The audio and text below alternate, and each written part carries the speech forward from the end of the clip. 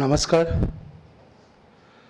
આજે તારીખ 20 મે 2022 શુક્રવારના રોજ ગોવર્ધન સ્મૃતિ મંદિર સભાગૃહ ગુજરાતી સાહિત્ય પરિષદ આશ્રમ રોડ અમદાવાદ ખાતે હોમ કોમ્યુનિકેશન દ્વારા કવિ, વિવેચક, ચરિત્રકાર મુકુંદરાય વિજયશંકર પારાશર્યની 37મી પુણ્યતિથિએ દીપમાળા શીર્ષક હેઠળ સાહિત્યિક વ્યાખ્યાનનું આયોજન કર્યું છે. આપ સૌનું સ્વાગત છે. આજના વક્તાઓ માન્ય શ્રી પિયુષભાઈ પારાશર્ય અને માન્ય શ્રી વસંતભાઈ ગઢવી સાહેબને વિનંતી મંચ ઉપર પોતાનું સ્થાન ગ્રહણ કરે. આપણે વક્તાઓનું તાળીથી અભિવાદન કરીશું. સ્વાગત છે આપનું સર. આપ જાણો છો તેમ હોમ કોમ્યુનિકેશન દ્વારા છેલ્લા 9 વર્ષથી દિવંગત સાહિત્યકારોના જન્મદિન પુણ્યતિથિએ સાહિત્યિક વ્યાખ્યાનનું આયોજન કરવામાં આવે છે. તેમજ છેલ્લા 5 વર્ષથી દર મહિને એક હયાત સાહિત્યકારના જન્મદિનની ઉજવણી પણ કરવામાં આવે છે. સાથે સાહિત્યના વિશિષ્ટ કાર્યક્રમો જેવા તે સાહિત્ય પંચામૃત, સંસ્કૃત પર્વ, ગુજરાતી આત્મકથાના 150 વર્ષની ઉજવણી, પર્યુષણ સાહિત્ય પર્વ, આવા વિશિષ્ટ સાહિત્ય કાર્યક્રમોનું આયોજન કરવામાં આવે છે. અને આયોજન થયેલ તમામ કાર્યક્રમ યુટ્યુબમાં સાહિત્ય વિમર્શમાં મૂકવામાં આવે છે. સૌપ્રથમ આપણે વક્તાઓનું સ્વાગત કરીશું. હું માન્ય શ્રી સતીશભાઈને વિનંતી કે પુસ્તકથી પિયુષભાઈનું સ્વાગત કરે.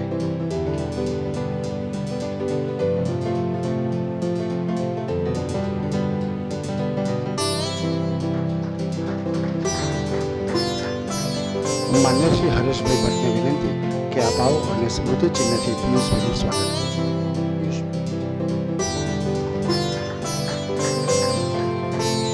માન્ય શ્રી મધુસૂદનભાઈ પટેલને વિનંતી આપ આવો અને ગઢવી સાહેબનું સ્મૃતિ ચિહ્નથી સ્વાગત કરો.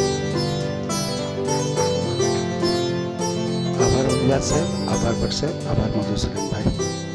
હવે કાર્યક્રમની રૂપરેખા કંઈક એ પ્રકારે રહેશે કે સૌ પ્રથમ માન્ય શ્રી પિયુષભાઈ પારાશર્ય વક્તવ્ય આપશે અને ત્યારબાદ મુકુંદરાય પારાશર્યના જીવન કવન વિશે માન્ય શ્રી ગઢવી સાહેબ વક્તવ્ય આપશે. બંને વક્તવ્યો વચ્ચે સંચાલકની કોઈ ભૂમિકા રહેશે નહીં, જેને ખાસ નોંધ લેશો. તો હું માન્ય શ્રી પિયુષભાઈને વિનંતી કે આપ આવો અને વક્તવ્યનો પ્રારંભ કરો. આત્મીય સ્વજનો, આજે એ દિવસ છે જેમાં પિતાશ્રીનું જ્યોતિષનું જ્ઞાન પણ સંકળાયેલું આ એવો દિવસ છે.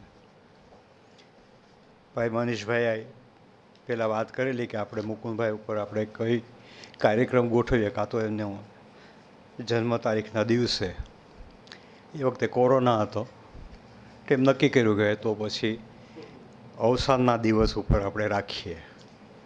એટલે 20મી મે. જ્યોતિષનું જ્ઞાન એટલું બધું સમૃદ્ધ હતું, જેને કહીએ કે પોતાના જન્માક્ષરોના આધારે એમણે કીધું કે આજે એટલી ભારે અમાસનો દિવસ છે કે દેશના મોટા સાહિત્યકારનું અવસાન થશે. એ સવારથી એમણે કહેલું અને રાત સુધીમાં ઘટના બની. 19મીની રાત 9:10 પિતાશ્રીનું અવસાન થયું. આવું કોઈકને પણ એણે કહ્યું હોય, પોતાની બાબતમાં પોતે આ જ વાત કરી અને એ જ દિવસે એમણે દેહ ત્યાગ કર્યો. ભાઈ મનીષની સાથે જ્યારે આ વાતચીત ચાલતી હતી કે આપણે લેક્ચર ગોઠવીએ, એ દરમિયાનમાં 2 ઘટના બની. અહીં જે શ્રોતામાં ઉપસ્થિત છે, અતુલભાઈએ પિતાશ્રીના 2 પુસ્તકોની ડિમાન્ડ કરી. 1938માં કેમ એનું પ્રકાશન થયેલું, અર્ચન અને સંસ્કૃતિ. ત્યારે દેશભક્તિની એટલી બધી પ્રબળ ભાવના હતી કે પુસ્તકોના જે કાગળ એ હાથ બનાવટના વાપરેલા છે અને સંસ્કૃતિનું પાકું પૂઠું તો બહારની બાજુએ પણ ખાદીનું કાપડ ચોંટાડેલું છે. અર્ચન એ પોતાનું પ્રકાશન હતું. પ્રબોધ ભટ્ટની સાથે સંયુક્ત કાવ્ય સંગ્રહ હતો. પ્રબોધ ભટ્ટ એટલે ધ્રુવ ભટ્ટના પિતાશ્રી. એ ભાવના હતી. એ જ દરમિયાનમાં ભાઈ વિનોદ જોશીને નર્મદ સુવર્ણચંદ્રક અર્પણ કરવાનો નિર્ણય જાહેર કર્યો. એક તીવ્ર સ્મરણ થઈ આવ્યું કે સતત એ કહેતા કે ચંદ્રકો મેળવવા માટે મેં સાહિત્ય સર્જ્યું નથી જિંદગીભર. એટલે જ્યારે એના લેખમાળા આવતી હતી ત્યારે એક મેગેઝિને એનું બહુ પ્રતિષ્ઠિત ચંદ્રકો ઓફર કરેલો. ત્યારે એમણે ના પાડી કે ચંદ્રકો પ્રાપ્ત કરવા માટે મેં સાહિત્ય સર્જન કર્યું નથી. અને તકેદારી એ લેજો કે તમે છાપામાં એમ નહીં લખતા તમારા મેગેઝિનમાં કે મુકુંદરાયે આ ચંદ્રક લેવાની ના પાડી એટલે બીજાને આપવામાં આવ્યો છે. એ બરાબર નથી. ખરેખર સિલેક્શન તમારું નથી થયું પણ બીજાનું હતું. પણ એમ તમે એટલે એ ના પાડેલી. ચંચી મહેતાએ આ જ રીતે એ ચંદ્રક લેવાની ના પાડી. પણ એ છાપાએ પાછું એ મેગેઝિને જ લખ્યું કે પહેલાં તો અમે ચંચીને આપવાનું નક્કી કરેલું, પણ પછી એમણે સ્વીકારવાની ના પાડતા મેં હવે આમની પસંદ કરે છે. લેનારનું તે કેટલું બધું નીચે વયું જાય.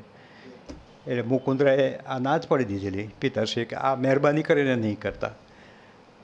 પિતાશ્રીને ચંદ્રક આપવાની વાત હતી એ મને બચુભાઈએ વાત કરી અમદાવાદમાં મળવા ગયો ત્યારે કે તમને ખબર નથી. મેં કીધું નહીં. પછી ભાવનગર ગયો અને ત્યાં ઘરમાં પૂછ્યું તો ઘરમાં એ બધાએ કીધું કે આની કોઈ જરૂર જ નથી. મેં ફાઇલ કરીને મૂકી દીધો છે કાગળ બચુભાઈનો, ના લખ્યાનો કાગળ મૂકી દીધો છે. ઘરમાં કોઈને ખબર જ નહીં કે જેની જરૂર જ નથી પછી આ શું એની પબ્લિસિટી જ ન હોય.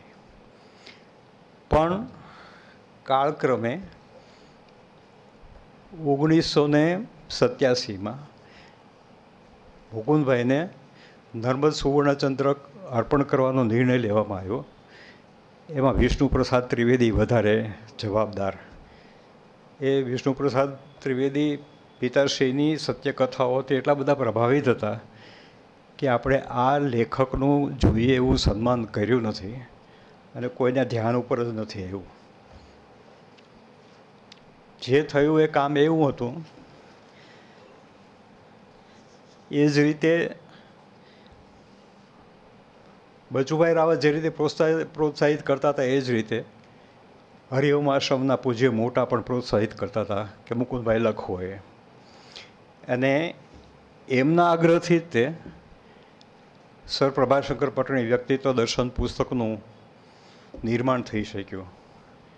એ પહેલાં અનેક વખત હરિઓમ આશ્રમના પૂજ્ય મોટાએ પિતાશ્રીને અમુક રકમ મોકલાવેલી અને પિતાશ્રીએ ના પાડી કે આપ આટલા બધા કલ્યાણના બીજા કાર્યો કરતા હો છો ને તો એમાં આ રકમ તમે વાપરી લેજો. અર્થોપાર્જન માટે મેં ક્યારેય સાહિત્યની સેવા નથી કરી. એટલે આપ આપની રીતે સાચા છો. આપ એ રીતે આ રકમનો ઉપયોગ કરશો એવી મને શ્રદ્ધા છે. વર્ષો પછી એવું થયું કે પ્રભાશંકર પટણી વ્યક્તિત્વ દર્શનની એક નકલ પૂજ્ય મોટાના કોઈ એક શિષ્યને અમેરિકા મોકલવામાં આવી. એ ફિઝિક્સના પ્રોફેસર ત્યાં. અને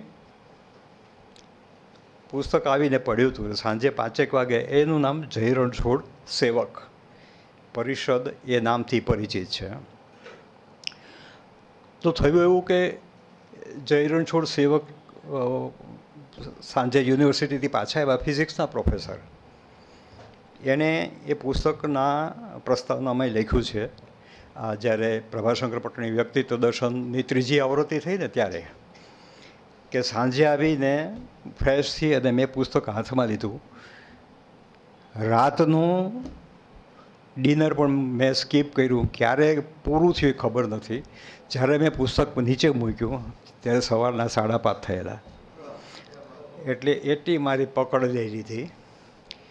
એ પુસ્તકની 3જી આવૃત્તિ કરવા માટે જય રણછોડ સેવકે પરિષદને 2 લાખ રૂપિયા આપ્યા કે આ પુસ્તક તમે ઘરે ઘરે પહોંચાડો એવી મારી ઈચ્છા છે.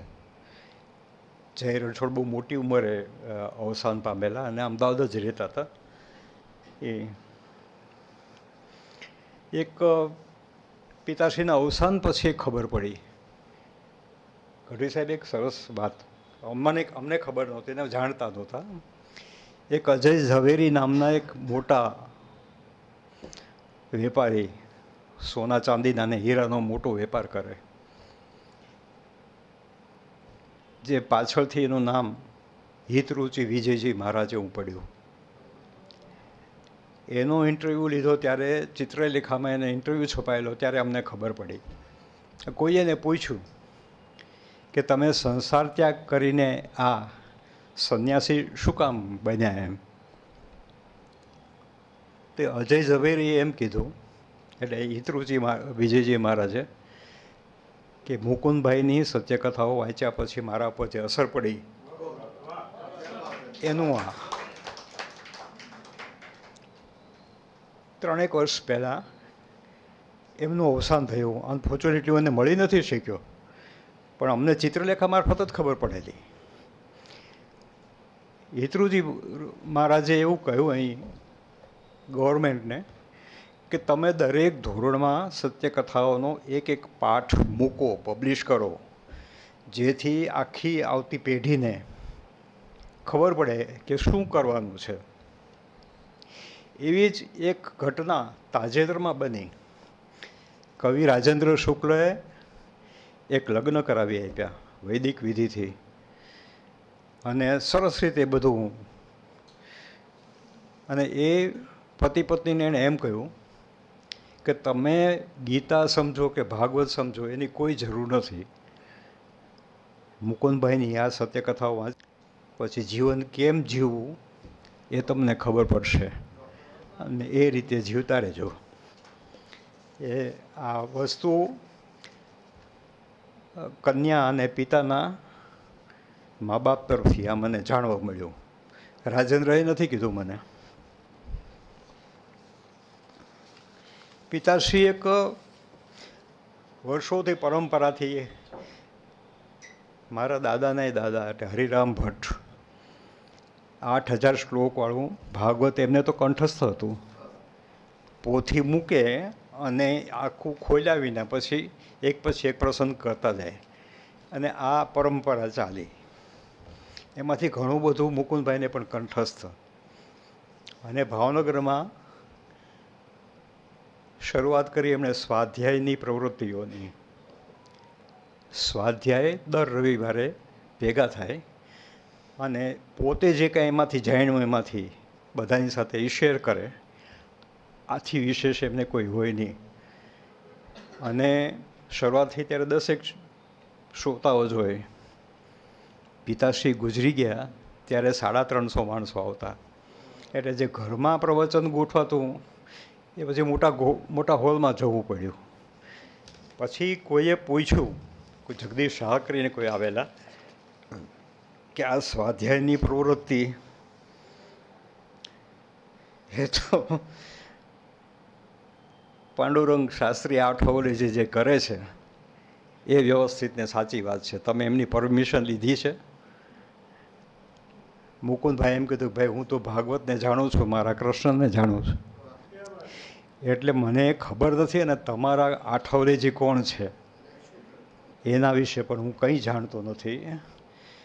અને સ્વાધ્યાય એ તો અમારા જીવનમાં વણાઈ ગયેલી વસ્તુ છે, એટલે આમાં કોઈની પરમિશન લેવાની હોય એવું તો હું જાણતો નથી. ભગવાન તો સૌનો છે. પછી એ લોકોને ખ્યાલ આવ્યો. આગળ જતાં એવું થયું કે આઠવલેજી ભાવનગરના કાર્યક્રમો ખાસ મુકુંદભાઈને મળવા માટે જ કરતા, કે મારે ભાવનગર એટલા માટે, જો મુકુંદભાઈને મળાય તો આ કાર્યક્રમ કરીએ. કાર્યક્રમો તો આયોજનપૂર્વક. પછી ત્યાં દક્ષિણામૂર્તિમાં પણ થયેલો કાર્યક્રમ, અને ખાસ બહુ જ એમના પછી તો એણે મુલાકાત કરી ત્યારે એના ફોટોગ્રાફ્સ છે આપણી પાસે. એટલે એક પિતાશ્રીનું એક યુનિક વસ્તુ એવી હતી કે પોતાનાથી 30 વર્ષ મોટી ઉંમરના એમના મિત્રો હોય, એમાં કપિલભાઈ ઠક્કર એટલે ઠક્કર બાપાના ભત્રીજા આવી જાય. પછી વિજયરાય કલ્યાણરાય વૈદ્ય, એ પણ એટલી મોટી ઉંમરના. ત્રીજું નામ છે હરગોવિંદ પ્રેમશંકર ત્રિવેદીનું. આ કલાપીની ત્રિપુટીના એક આ માણસ. હરગોવિંદ દાદાને તો હું નાનો હતો 10 વર્ષનો ત્યારે હું મળ્યો છું, પણ આ ત્રણ એમના મોટી ઉંમરના મિત્ર, પણ મિત્રો એ લોકો. એ જ રીતે એક નાનો વિદ્યાર્થી પણ આવતો, જેને આપણે બધા અત્યારે મોટા વૈજ્ઞાનિક તરીકે ઓળખીએ છીએ, એ ફિઝિસિસ્ટ પંકજ જોશી. એના અભ્યાસ દરમિયાનમાં એ ખૂબ જ નાનો, પણ કોલેજેથી છૂટીને એ મારા પિતાશ્રી પાસે આવતો. એ એના આધ્યાત્મિક ગુરુ એ આજે સ્વીકારે. અને પંકજને જ્યારે પરદેશ જવાનું થયું ત્યારે એના માતુશ્રી અરુણાબેન એ ખૂબ રડે. એટલે પંકજ છૂટો પડીને અમેરિકા ભણવા જાય તો કેટલી બધી તકલીફ એમ. એટલે બધા એને ખૂબ જ ફાયરિંગ કર્યું અરુણાબેનને, કે તું આ રોષ એટલે પંકજ ઉપર અસર થઈ છે દાંતે. ને અરુણાબેન પિતાશ્રી પાસે આવ્યા, એટલે કે મારા કારણે બધું બગડે છે ને એમ. એટલે કે બેટા તું તો એની માં છું, તું નહીં રડ તો કોણ રડે? એટલે આ કોઈ ખોટું થાય છે તારેથી એવું માનવાને કારણે નિરાંતે બેસીને તું નિરાંતે રડી લે, જેથી તારું બધું નીકળી જાય. આ પ્રકારે માતાની ફિલિંગ શું હોય એ પણ એણે સરળતાથી એને વાત કરીને કહ્યું કે આ આશ્વાસન લે બેટા, આ તારેથી આ જ થાય અને સ્વાભાવિક છે. આ એક નાની વાત એવી હતી કે વર્ષો પહેલાં કોઈએ કીધું તું ભાવનગર જાઓ છો તો મુકુંદભાઈને મળીને આવજો. એટલે એરપોર્ટમાં એટલે ઉતરીને પ્લેનમાંથી ઉતરીને અમારા ઘરે આવ્યા, સવારનો જ સમય. અને પિતાશ્રીને પગે લાગ્યા, મળ્યા ને એ બધું. પછી એણે પૂછ્યું કે મુકુંદભાઈ હું સિગારેટ પીવું તો કંઈ વાંધો નથી ને? એટલે ભાઈએ એવું કહ્યું કે ભાઈ મને તો કંઈ વાંધો નથી, પણ આ ઘરમાં મારી સાથે મારા પત્ની, મારી મા, મારી બહેનો, મારા પરિવારજનો, ચારેક પેઢીથી વસાવેલા પુસ્તકો અમે બધા જીવીએ છીએ. એટલે પહેલાં એ બધાને પૂછ્યા હું, પછી તમે ચોક્કસ સિગારેટ પીઓ. એ ભાઈ પગે પડી ગયા. મુકુંદભાઈ મને ખ્યાલ આવ્યો કે ઘર એટલે શું, આટલામાં આવી ગયો. પછી જે ભાઈએ નાનું એવું કાવ્ય લખ્યું હતું ઘર એટલે શું, એ મને અહીં અત્યારે પ્રસ્તુત કરવું ગમશે. મને બહારથી ઘેર જાવું ગમે છે, મને ઘેરથી બહાર જાવું ગમે છે, ઘરે કોઈ આવી ચડે તે ગમે છે, મને ઘર રહેવું ગમે છે, ઘરે ભાંડું મા બાપ સંગે ગમે છે, ઘરે દી ઉગે આથમે તે પણ ગમે છે, ઘરે સાંજરે દેવ દીવો ગમે છે, ઘરે રાત ઘેરો અંધાર ગમે છે, ઘરે ટાઢ ને તાપ વર્ષા ગમે છે, ઘરે નેવલે મેઘ ચૂવે એ ગમે છે. આજે કોઈને કહીએ કે પાણી આવી રીતે ચૂતા, એ સમય નીકળી ગયો, એવું હવે આપણે જોતા નથી, પણ એણે અનુભવ્યું છે. એમની નબુ નામની વ્યક્તિત્વ દર્શનની એક જે કથા છે જે પ્રખ્યાત થઈ ગઈ ગુજરાતી સાહિત્યમાં, એની અંદર આ પાણીનું ટપકવાનું સરસ રીતે વાત લખી છે. ઘરે ટાઢ ને તાપ વર્ષા ગમે છે, ઘરે નેવલે મેઘ ચૂવે ગમે છે, ઘરે છું ખરે એ ભાન પોતે ગમે છે. હું ઘરમાં છું એટલે જ મને ગમે છે. ઘરે જાગવા ઊંઘવાનું ગમે છે, ઘરે કોઈ ના આવે છતાંય ગમે છે, ઘરે આવજો એમ કહેવું ગમે છે, બધું ઘેરથી વિસ્તરે તે ગમે છે, બધું ઘેર આવી ઠરે તે ગમે છે. આવું એક સરસ વાત હતી એમના બહુ ગાઢ મિત્રો ઉમાશંકર જોશી અને હરિવલ્લભભાઈ ભાયણી, બહુ આત્મીયજનો. ઉમાશંકર ન હોત તો મુકુંદભાઈને સત્યકથાઓનો પ્રથમ સંગ્રહ બહાર ન પડ્યો હતો. એના પ્રયત્નથી જ તે રવાણી એનું પ્રકાશન હાથ ધર્યું. કારણ કે ભાઈની સત્યકથાઓ કુમાર, સંસ્કૃતિ,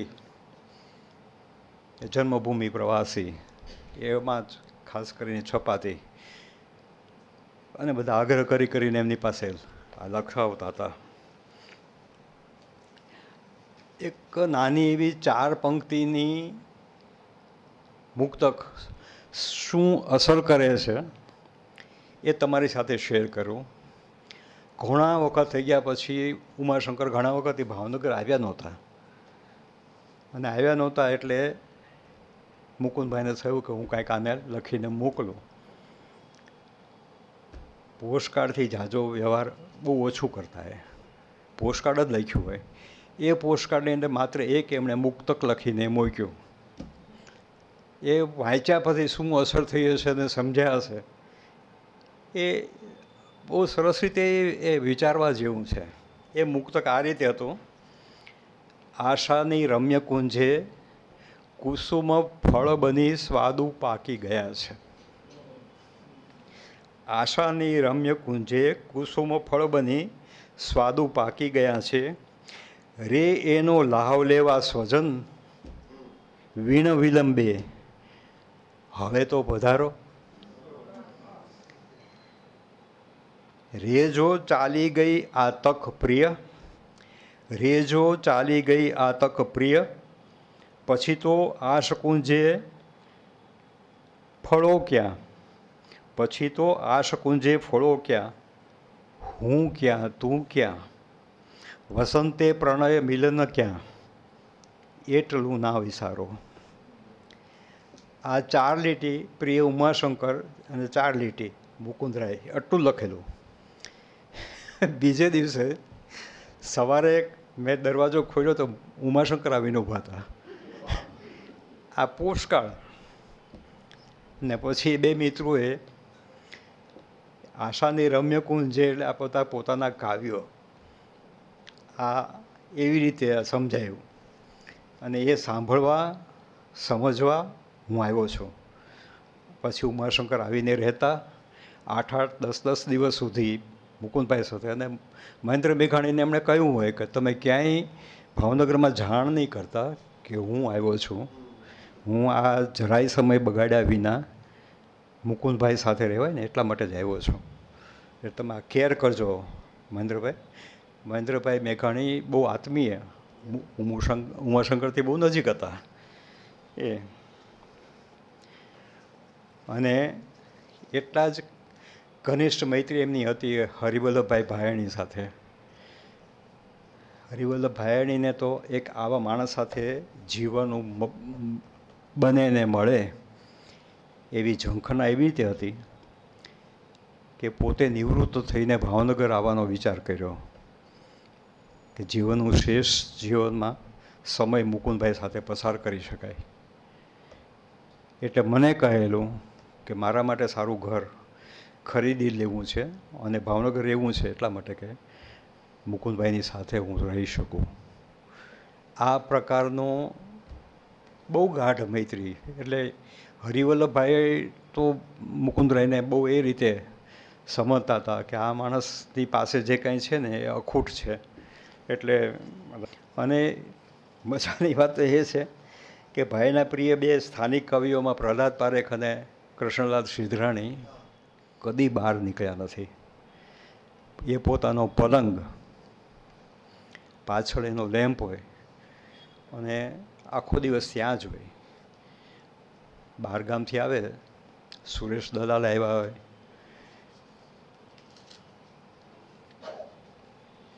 ઘણા બધા સાહિત્યકારો, જયંત પાઠક આવ્યા હોય, ઉમાશંકર આવ્યા, હરિવલ્લભભાઈ, પણ પોતે કોઈ દી ઘરમાંથી બહાર નીકળીને અમદાવાદે નથી આવ્યા નથી કોઈ દી મુંબઈ ગયા, નથી કોઈ દી રાજકોટ કે જામનગર ગયા. પોતાનું ઘર, પોતાનો રૂમ, પોતાનો પલંગ, આથી વધારે ક્યારેય નહીં. સવારે બીજા લોકો ડિસ્ટર્બ ન થાય એટલે સવારે 3 વાગે લખવા બેસતા. લખવાનું ચાલુ કરે એ 3 વાગ્યા હોય અને સવારે 7 વાગે અથવા તો 6 વાગે એને બંધ કરવું પડે, કારણ કે પછી ચા પોતે જ બનાવતા. ચા બનાવતા એ વખતે મોટા અવાજથી સ્તુતિઓ બોલે અને હું નિંદ્રામાં હું અને ધીરે ધીરે સાંભળું. એટલે પછી તો કેટલીક સ્તુતિઓ મને કંઠસ્થ થઈ ગઈ ભાઈને સાંભળીને. એટલે આ સવારના પહોરમાં ભગવાનનું સ્મરણ થાય ને એ બધી એક મોટી આનંદ હતી. ભગવાનને પ્રાર્થના કરે છે સરસ્વતી દેવીને. આ મેં એમના જીવનમાં બરાબર જોયું છે કે એણે જે પ્રાર્થના કરી સરસ્વતીને, યા કુંદે દૂની જેમ જ છે આખી આ, પણ સાવ જુદા પ્રકારે. એક માણસ જે રીતે ઝંખતો હોય ને એ રીતે. દો તો દો સરસ્વતી તમે સંપત્તિ તો આટલી. સરસ્વતી માતાને વિનંતી કરે છે કે મને સંપત્તિ તમે શું આપશો? દો તો દો મુજને સરસ્વતી તમે સંપત્તિ તો આટલી. કે આવે શુભ કાવ્યનો પ્રિય સુહૃદ આશા ભર્યો આંગણે. આપી માન સુખાસને ફૂલ ભર્યો ઢાળી દઉં ઢોળ્યો. પ્રેખી સ્વસ્થ પ્રસન્નને ઉમળકે ઢોળ્યા કરું વીંઝણો. આ બધા સાહિત્યકારો આવ્યા હોય. પિતાશ્રીના હાથમાં હાથ બનાવટનો પેલો પંખો હોય. અમારા ઘરમાં પંખો નહોતો, પણ આ મિત્રોનો આગતા સ્વાગતા કરે. અને આ જ પછી સુરેશ જોશી આવ્યા હોય, ગમે આવ્યા હોય, અને એ લોકોની સાથે જૂની જૂની ઘણી બધી વાત કરે. કવિ કાંતની, અમારા જ્ઞાતિના થઈ ગયેલા એક મોટા કવિ હરિ ઝીણાની, આ બધો એક મોટો ઇતિહાસ થઈ ગયો. એ મોટી વાત હતી. અને બાપુજી સત્યકથાઓના લેખ લખતા એ મને યાદ છે બરાબર. 10 પાનાનો લેખ હોય ને 5 પાનાને લખી લીધા હોય ગઢવી સાહેબ, તો પછી એ 5 પાના પછી જ્યારે પછીના બીજા 5 લખ્યા હોય ને, ત્યારે કોઈ દી એમણે આગળના 5 પાના વાંચ્યા હોય એવું મને ખ્યાલ નથી. જ્યાંથી છોડ્યું ત્યાંથી પછીના પાના 5, એમ 10 પાના પતી ગયું. એટલે જે લેખ હોય અધૂરો 5 પાનાનો લખાયો કે 2 પાનાનો, પાછળના પાનો એમણે વાંચ્યા હોય. એ પોતાનું એટલું બધું શાર્પ મેમરી હતી કે પોતાને યાદ હોય કે પોતે શું શું આમાં કથાનક લખ્યું છે. પછી આગળ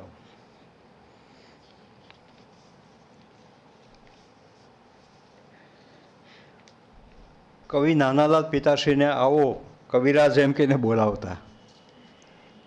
એની પાછળનું એક નાનું એવું રહસ્ય કહી દઉં કે હાલાર વિભાગ એટલે મોરબી અને જામનગર, એમાં રહેતા જે કાંઈ પ્રશ્નોરાઓ હતા એનું છંદકર્મ ઉત્તમ પ્રકારનું હતું. કવિ નાનાલાલના પિતાશ્રી દલપતરામ હોવા છતાં, જોવાનું છે, દલપતરામ હોવા છતાં કવિ નાનાલાલ છંદશાસ્ત્ર શીખવા માટે મોરબીના શાસ્ત્રી શંકરલાલ માહેશ્વર પાસે ગુરુ શિષ્ય પરંપરા અંતર્ગત એના ઘરે 6 મહિના રહીને અભ્યાસ કર્યો. એટલે એને ખબર કે પ્રશ્નોરાઓનું છંદ ઉપરનું પ્રભુત્વ કેવું. અને એટલે નાનાલાલે તે મુકુંદરાયને આવો કવિરાજ એમ કહીને બોલાવતા. એને ખબર હતી કે અહીં થયેલા પ્રશ્નોરાઓનું છંદ ઉપરનું પ્રભુત્વ કેવું હોય. 6 મહિના સુધી આ શાસ્ત્રી શંકરલાલ માહેશ્વરના ઘરે રહીને ગુરુ શિષ્ય પરંપરા, એમાં તો પગ દાબવાનું આવે ને ગુરુજીના કપડાં ધોવાનું આવે ને બધું આવે.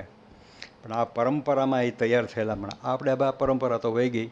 ગુરુ શિષ્ય પરંપરા જેવું કહેવાય એવું નથી, પણ એ ઉત્તમ પરંપરા હતી, એને આપણે હવે એક બાજુ મૂકી દીધી.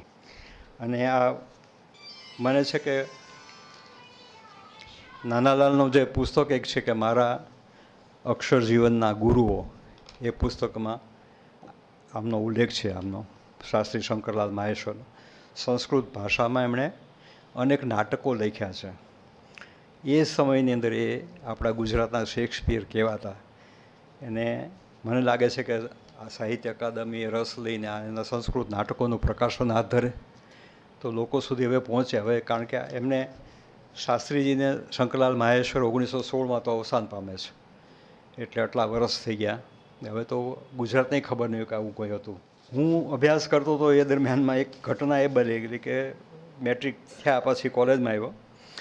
કોલેજમાં આવ્યા પછી પિતાશ્રીને પૂછ્યું કે મારે ગુજરાતી ભાષાના વિકલ્પે એડિશનલ ઇંગ્લિશ વિષય રાખી શકાય.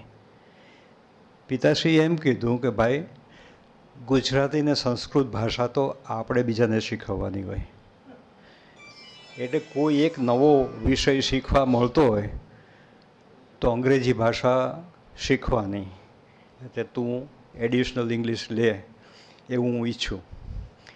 આ એક એને હતું, કારણ કે પોતે જે અભ્યાસ કર્યો ને એ દરમિયાનમાં તે ગુજરાતી સંસ્કૃતિની એ બીએ નથી થયા. અર્થશાસ્ત્ર અને હિસ્ટ્રી એ એના મુખ્ય વિષયો હતા. એટલે જ્ઞાન પ્રાપ્ત કરવું હોય તો અધર દેન વોટ આર બિંગ ટોટ એ તમે કામ કરો તો કાંઈક નવું જ્ઞાન પ્રાપ્ત થાય એમ. એ જ ભૂમિકા ઉપર એમના કાકા હતા જે સર પ્રભાશંકર પટણી, એણે એક સમયની અંદર ગાંધીજીને કહ્યું કે આપ શાળા કોલેજો છોડવા નહીં, આમ તે બધી વાત કરો છો, બધું બરાબર છે, પણ થોડા સમયમાં આપણે સ્વતંત્ર થશું ત્યારે દેશ ચલાવવા માટે ભણેલા છોકરાઓ છોકરીઓની જરૂર પડશે. એટલે ગાંધીજીને કહ્યું કે આપ આપના રસ્તે જાઓ અને મારી રીતે મને કામ કરવા દો. ગોતીને પ્રભાશંકર પટણીએ ભાવનગર રાજ્યની સ્કોલરશીપ આપીને અનેક લોકોને MITમાં મોકલ્યા. નોર્થ કેરોલિનામાં એગ્રીકલ્ચરનું શીખવા મોકલ્યા. જે આગોતરું વિચારી શકે ને એ પ્રકારનું એણે કામ એ વખતે કરેલું. એમાં એક ડૉક્ટર નૌતમ ભટ્ટ હતા, એ આગળ જતાં એમને પદ્મશ્રીનો ઇલકાબ મળ્યો સ્વતંત્ર થયા પછીની વાત. અનંત પંડ્યા એટલે ફર્સ્ટ સરકાર કમિશનના એ ચેરમેન હતા. કૃષ્ણલાલ સિધરાણીને પત્રકારત્વનું ભણવા જવું હતું અને એક વખતે પોતે રવિન્દ્રનાથ ટાગોર પાસે રહી આવ્યા હતા. એટલે રવિન્દ્રનાથ ટાગોરે પ્રભાશંકરને કાગળ લખ્યો કે તમારે ત્યાં એક છોકરો છે કૃષ્ણલાલ, એને જર્નાલિઝમનું ભણવા માટે જવું છે અમેરિકા, તો સગવડતા કરી આપશો. એટલે પ્રભાશંકરે એને કાગળ સામો લખ્યો કે આપનો કાગળ મળ્યો, પણ મને એવો ખ્યાલ છે કે આ સમય સુધીમાં કૃષ્ણલાલ અમેરિકાના રસ્તે છે, કારણ કે એ દરમિયાન એણે શોધીને સામેથી કૃષ્ણલાલ સિધરાણીને સ્કોલરશીપ આપી અને મોકલ્યા હતા. એ MITના ભૂતપૂર્વ વિદ્યાર્થીઓનો રોઝ બિસેટ નામના એક રિસર્ચરે લખ્યો છે, એ પુસ્તક સ્વરૂપે હવે બહાર પડી ગયો. તેને એને શોધતા તો ખ્યાલ આવ્યો કે એક સાથે 24 છોકરાઓ છોકરીઓ ભાવનગરના, મુંબઈ નહીં, દિલ્હી નહીં, મદ્રાસ, કલકત્તા કોઈ નહીં, અને ભાવનગર.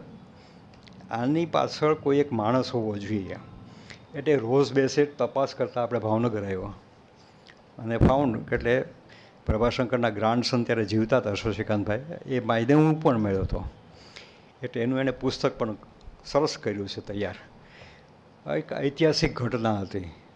આપણે આ રીતે વિચારીએ કે આપણે પરદેશનું જ્ઞાન પ્રાપ્ત કરીને આપણે કંઈક મોટી રીતે બધાને કરીએ.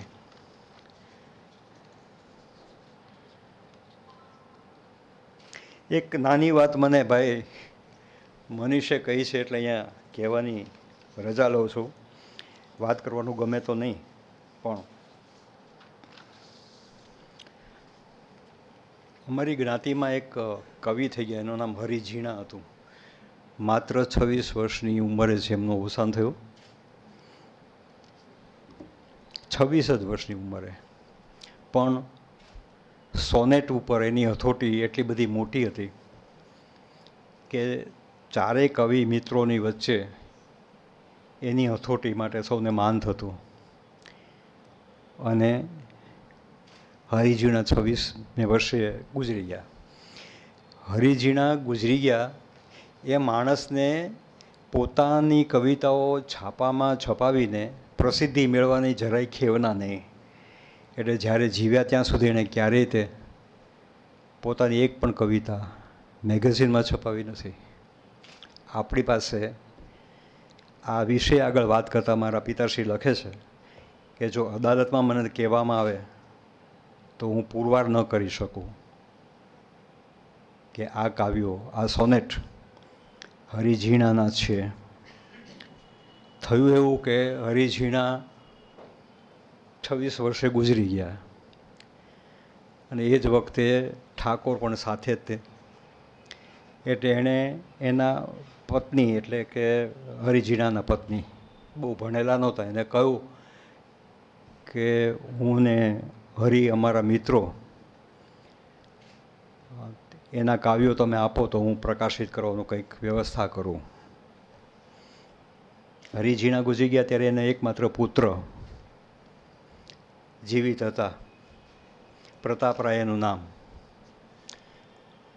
કાળક્રમે આગળ જતાં એ પ્રતાપરાયને ઠાકોરે વિરમગામમાં રેલવેમાં નોકરી અપાવી હતી અને મોટા થયા પછી અહીંયા વિરમગામ પ્રતાપરાયને એના માતુશ્રી રહેતા હતા. એ દરમિયાનમાં ટ્રેનમાંથી અહીંયાથી પસાર થયા ઠાકોર. એટલે કીધું કે અહીંયા તને ઠાકોર મળે ત્યારે તું એને પૂછી તો જોજે કે તારા બાપના કાવ્યોનો કાંઈ ઉપયોગ થયો એમ. એટલે ઠાકોર એમ કહે છે કે મેં બધું વાંચી ગયો પણ એમાં કાંઈ છપાવવા જેવું હતું નહીં. આપણા ઉત્તમ સોનેટકારના કાવ્યો ભણકાર ધારામાં પ્રકાશિત થયેલા છે. આપણે જો કાવ્યનો તલસ્પર્શી જો અભ્યાસ કરી શકીએ એવી વિવેચક વૃત્તિવાળા સાહિત્યકારો થાય તો ભાષાકર્મ ઉપરથી ચોક્કસ કહી શકાય કે આ કાવ્ય કોના છે ને કોના નથી.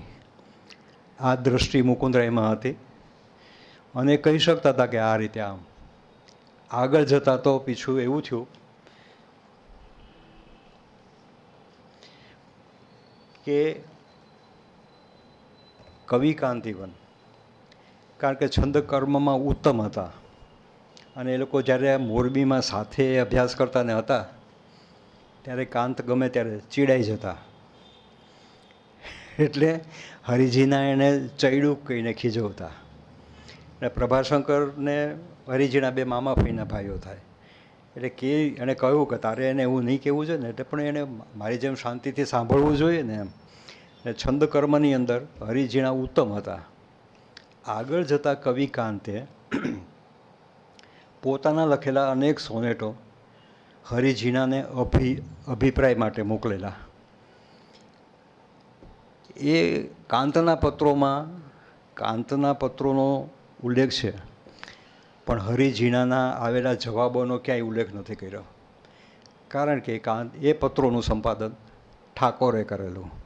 ઓબ્વિયસલી એટલે એને એ પત્રોનો એમાં લીધા જ ન હોય, ઓબ્વિયસ. પણ આગળ જતાં જે થોડીક સમજણ કમનસીબે બળવંતરાય ઠાકોરના પ્રભાવમાં એટલા બધા નિરંજન ભગત સાથે ઉમાશંકર જોશી પણ ખરા, કોઈ દી ક્યારેય તેવો વિચાર ન કર્યો કે આ માણસ આ પ્રવૃત્તિ કરે છે. મારો એક નાનો એવો પત્ર હમણાં પરબમાં છપાયેલો છે. એ સૌથી પહેલું વખત તો પિતાશ્રીએ આ ધ્યાન ઉપર દોરેલું. એ કાવ્યનું શીર્ષક છે જૂનું પિયર ઘર. એ શીર્ષકમાં લખ્યું છે પિયર ટાઇટલમાં આવી શકે પણ કાવ્ય પાઠમાં જો કરવા જાય તો છંદભંગ થાય છે. એટલે ટાઇટલમાં એણે પિયર ઘર શબ્દ રાખ્યો પણ કાવ્ય પાઠમાં એ પ્રયોજી નથી શક્યા. જો પિયર ઘરમાં કરવા જાય, એ પિયર શબ્દ છે એ ભરૂચનો છે અને અમારે મોરબીમાં શબ્દ વપરાતો હોય એ પિયર ઘર છે. આગળ જોતાં મને એક અકર થયું એટલે મેં પરિષદમાં કાગળ લખેલો એટલે પરબમાં છપાયો છે કે આમાં પાછળથી જૂનું શબ્દ એ તે છે ને કોઈએ ઉમેર્યો છે. કારણ કે કોઈ સ્ત્રી પરણે પછી તો પોતાનું પિયર અને સાસરું આ બે જ ભૂમિકા હોય છે. આમાં જૂનું ક્યાં આવ્યું? બે જ વસ્તુ આવે, પિયર અથવા તો સાસરું. જૂનું પિયર ક્યાં આવ્યું? એટલે આવી બધી હરકત ઉપરથી તે પિતાશ્રીએ પકડેલું કે આ જૂનું પિયર ઘર એટલે એ જે છે ને બેઠી ખાટે એ સોનેટ હરિઝીણાનું છે, પણ પોતાનું કરવા માટે એના ઉપર પિયર ઘર લખ્યું છે. નહીં તો પિયર ઘર જ લખવું પડે શીર્ષકમાં. તે આ મારા જીવનની અંદર હું આમાં 2 જણાને મળ્યો છું. એમાં જે આગળ જતાં એવું થયું કે ક્યાંય ઉર થરપે નહીં મારું, એવું એક કાવ્ય હરગોવિંદ પ્રેમશંકર ત્રિવેદીનું. એના પિતા, એના ભાઈ એટલે ત્રિભુવન પ્રેમશંકર ત્રિવેદી અને કલાપી, આ 3 મિત્રો હતા, ગાઢ મિત્રો. અને હરગોવિંદ પ્રેમશંકર ત્રિવેદી એણે ઉમર ખયામની રૂબાયતોનો અનુવાદ કર્યો છે ગુજરાતીમાં. અને એ જે પુસ્તક કર્યું એમાં ઉમર ખયામની રૂબાયાતો અને બીજા કાવ્યો એમ નામનું પુસ્તક પ્રકાશિત કર્યું. એનું સંપાદન નાથાલાલ દવેએ કરેલું. એ જ્યારે અભિપ્રાય માટે ભાઈ ઠાકોરને મોકલવામાં આવ્યું ત્યારે એણે પોસ્ટકાર્ડ લખ્યો છે. પોસ્ટકાર્ડ મારી પાસે છે હજી, નાથાલાલ ઉપર લખેલું પોસ્ટકાર્ડ, કે આ કાવ્ય વાંચતા મને સ્મરણ થઈ આવવું જોઈતું હતું જ્યારે મેં મારું કાવ્ય લખ્યું ત્યારે, કે આ કોઈને કોઈ કાવ્યની અસર મારા ઉપર પડી છે, એમાંથી આ મારું લખાયું છે. ચાલાકીપૂર્વક ઠાકોરે એ કાવ્યમાં ઉપરની લીટી નીચેની ઉપર કરીને આખું કાવ્ય પોતાના નામે છાપ્યું. એને કોઈ હરકત કશું હતું નહીં. આ એક નહીં, એટલે હરિઝીણાના કાવ્યો તો સોનેટો તો ખરા, પણ હરગોવિંદ પ્રેમશંકર ત્રિવેદીના કાવ્ય પણ પોતાના નામે એણે છાપ્યા. પણ આપણને કોઈને હજી આજ સુધી કંઈ નહીં. અને ઉમાશંકરનો પણ અભિપ્રાય કેમાંથી જન્મ્યો છે મને ખબર નથી, પણ એમાં એમ લખ્યું છે કે આ બંને કવિઓના કાવ્ય જોતાં મને એમ લાગે છે કે કોઈ લોકગીતના ઉપાડ ઉપરથી આમણે બંને લીધા છે. તમે જરા કમ્પેર કરીને તો જુઓ કે શું છે. ઉમાશંકર અને ભગત બંને ઠાકોરથી અત્યંત પ્રભાવિત માણસો. આગળ જતાં જ્યારે ઉમાશંકરને કહ્યું ત્યારે એણે કહ્યું કે મને આ સમજણ મુકુંદભાઈ તમારામાં જેવી છે ને એવી અત્યાર સુધી નથી. એમ લાંબુ સમય ચાલેલો. તમે બધાએ મને શાંતિથી સાંભળો. પિતાશ્રી સાથેના તો અનેક સંસ્મરણો છે. જ્યોતિષનું જ્ઞાન એ બધું તો બરાબર છે, પણ આકાશ દર્શનનું પણ એટલું જ જ્ઞાન. નાનો હતો ત્યારે એણે મને જણાવેલું કે ધ્રુવનો તારો કેટલા પ્રકાશ વર્ષ દૂર છે. 5 જ વર્ષનો હતો ત્યારે. અને એક વખત એણે મને હેલીનો કોમેટ, હેલીનો ધૂમકેતુ બતાવેલો, જાળીમાંથી દેખાય. એ વખતે એણે મને કહ્યું હતું કે બેટા આટલા વર્ષ પછી ફરીવાર આવશે ત્યારે તું હઈશ, હું નહીં હોઉં. એટલે પિતાશ્રી મને એમ કે હું નહીં હોઉં એમ કે ત્યારે મેં તો ઊંધું ફરીને એના સામે જોયું. પછી મારા માટે ધૂમકેતુ મહત્ત્વનો નહોતો, પણ મારા પિતાશ્રી ન હોય એની મનમાં બહુ પેલી હતી. પિતાશ્રી છેલ્લે જ્યારે પ્રાઇવેટ નોકરી શરૂ કરી એ પહેલાં રેશનિંગ વિભાગના હેડ હતા, અને મારું પોસ્ટિંગ થયું સ્ટેટ બેંક ઓફ સૌરાષ્ટ્રમાં ક્લાર્ક તરીકે. મારો એપોઇન્ટમેન્ટ ઓર્ડર લેવા માટે હું ગયો ને ઓલાએ હેડ ક્લાર્કે નામ વાંચ્યું. નામ વાંચ્યા પછી મને પગે પડ્યા. વડીલ હતા. મેં તો વડીલ આ શું કરો છો? એટલે મને કે તમે કોના પુત્ર છો એ તમને ખબર હોવી જોઈએ. એટલે મને તો ખબર હોય નહીં. પિતાશ્રી રેશનિંગમાં ઓફિસર હતા. થયું એવું કે એક વખત એ માણસ, એનું નામ આરપી ભટ્ટ હતું, હવે નથી, એ રેશનિંગની એની દુકાન હતી. એટલે સારા ચોખાને એ બધું છે ને એક વખત ઘરે મૂકી ગયા. અને પિતાશ્રી બપોરે 12:30-1 વાગે જમવા આવે ત્યારે ઘોડાગાડીમાં આવે અને કહ્યું કે આ એક રેશનિંગની દુકાનેથી એટલી ચોખા આવ્યા છે. જમ્યા વિના એ રેશનિંગના એ જે ચોખાની કોથળી હતી એ ગાડીમાં મુકાવી રેશનિંગની દુકાનમાં જઈને મૂકી આવ્યા કે હું બ્રાહ્મણ છું અને કેટલા અનાજમાં ઘર હલાવવું ભાઈ, મને બ્રાહ્મણ રહેવા દો, માફ કરજો, આનો હું સ્વીકાર નહીં કરી શકું. આભાર. આપ સૌએ મને સાંભળ્યો એમના માટે હું આપનો ખૂબ જ ઋણી છું. અને ધન્યવાદ, ફરી ધન્યવાદ. બે કાવ્યો જે પિતાશ્રીના ગયા પછી અમને ઘણા વખતે હાથમાં લાગ્યા, એમાંના આ બે. એક કાવ્ય તો એવું છે, ગઢવી સાહેબ કે પોતે 16-17 વર્ષના હતા ને લખેલું, 9મા કે 10મામાં હશે.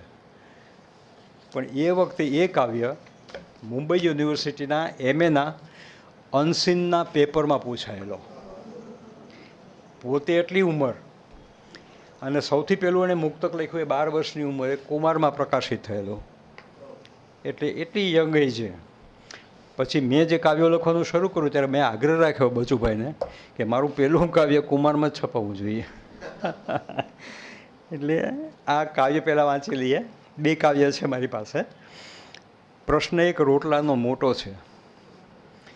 એક દિન મહેતાજીએ છોકરાને પ્રશ્ન કર્યો.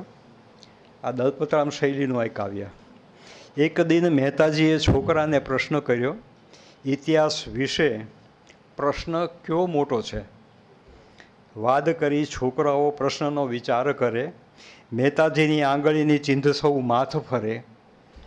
કુરુક્ષેત્ર, ટ્રોય તણો ઇતિહાસ ખોટો છે. ફ્રેન્ચ રાજ્ય ક્રાંતિ એવી ક્રાંતિની એ જોટો છે. રાજ્યમાં સુધારા ધારાફેરનો ક્યાં તોટો છે? રાજ્યમાં સુધારા ધારાફેરનો ક્યાં તોટો છે? વીજળી કે સંચા શોધ એ તો પ્રશ્ન છોટો છે. નોખા નોખા ધર્મપંથ, અરે એમાં ગોટો છે.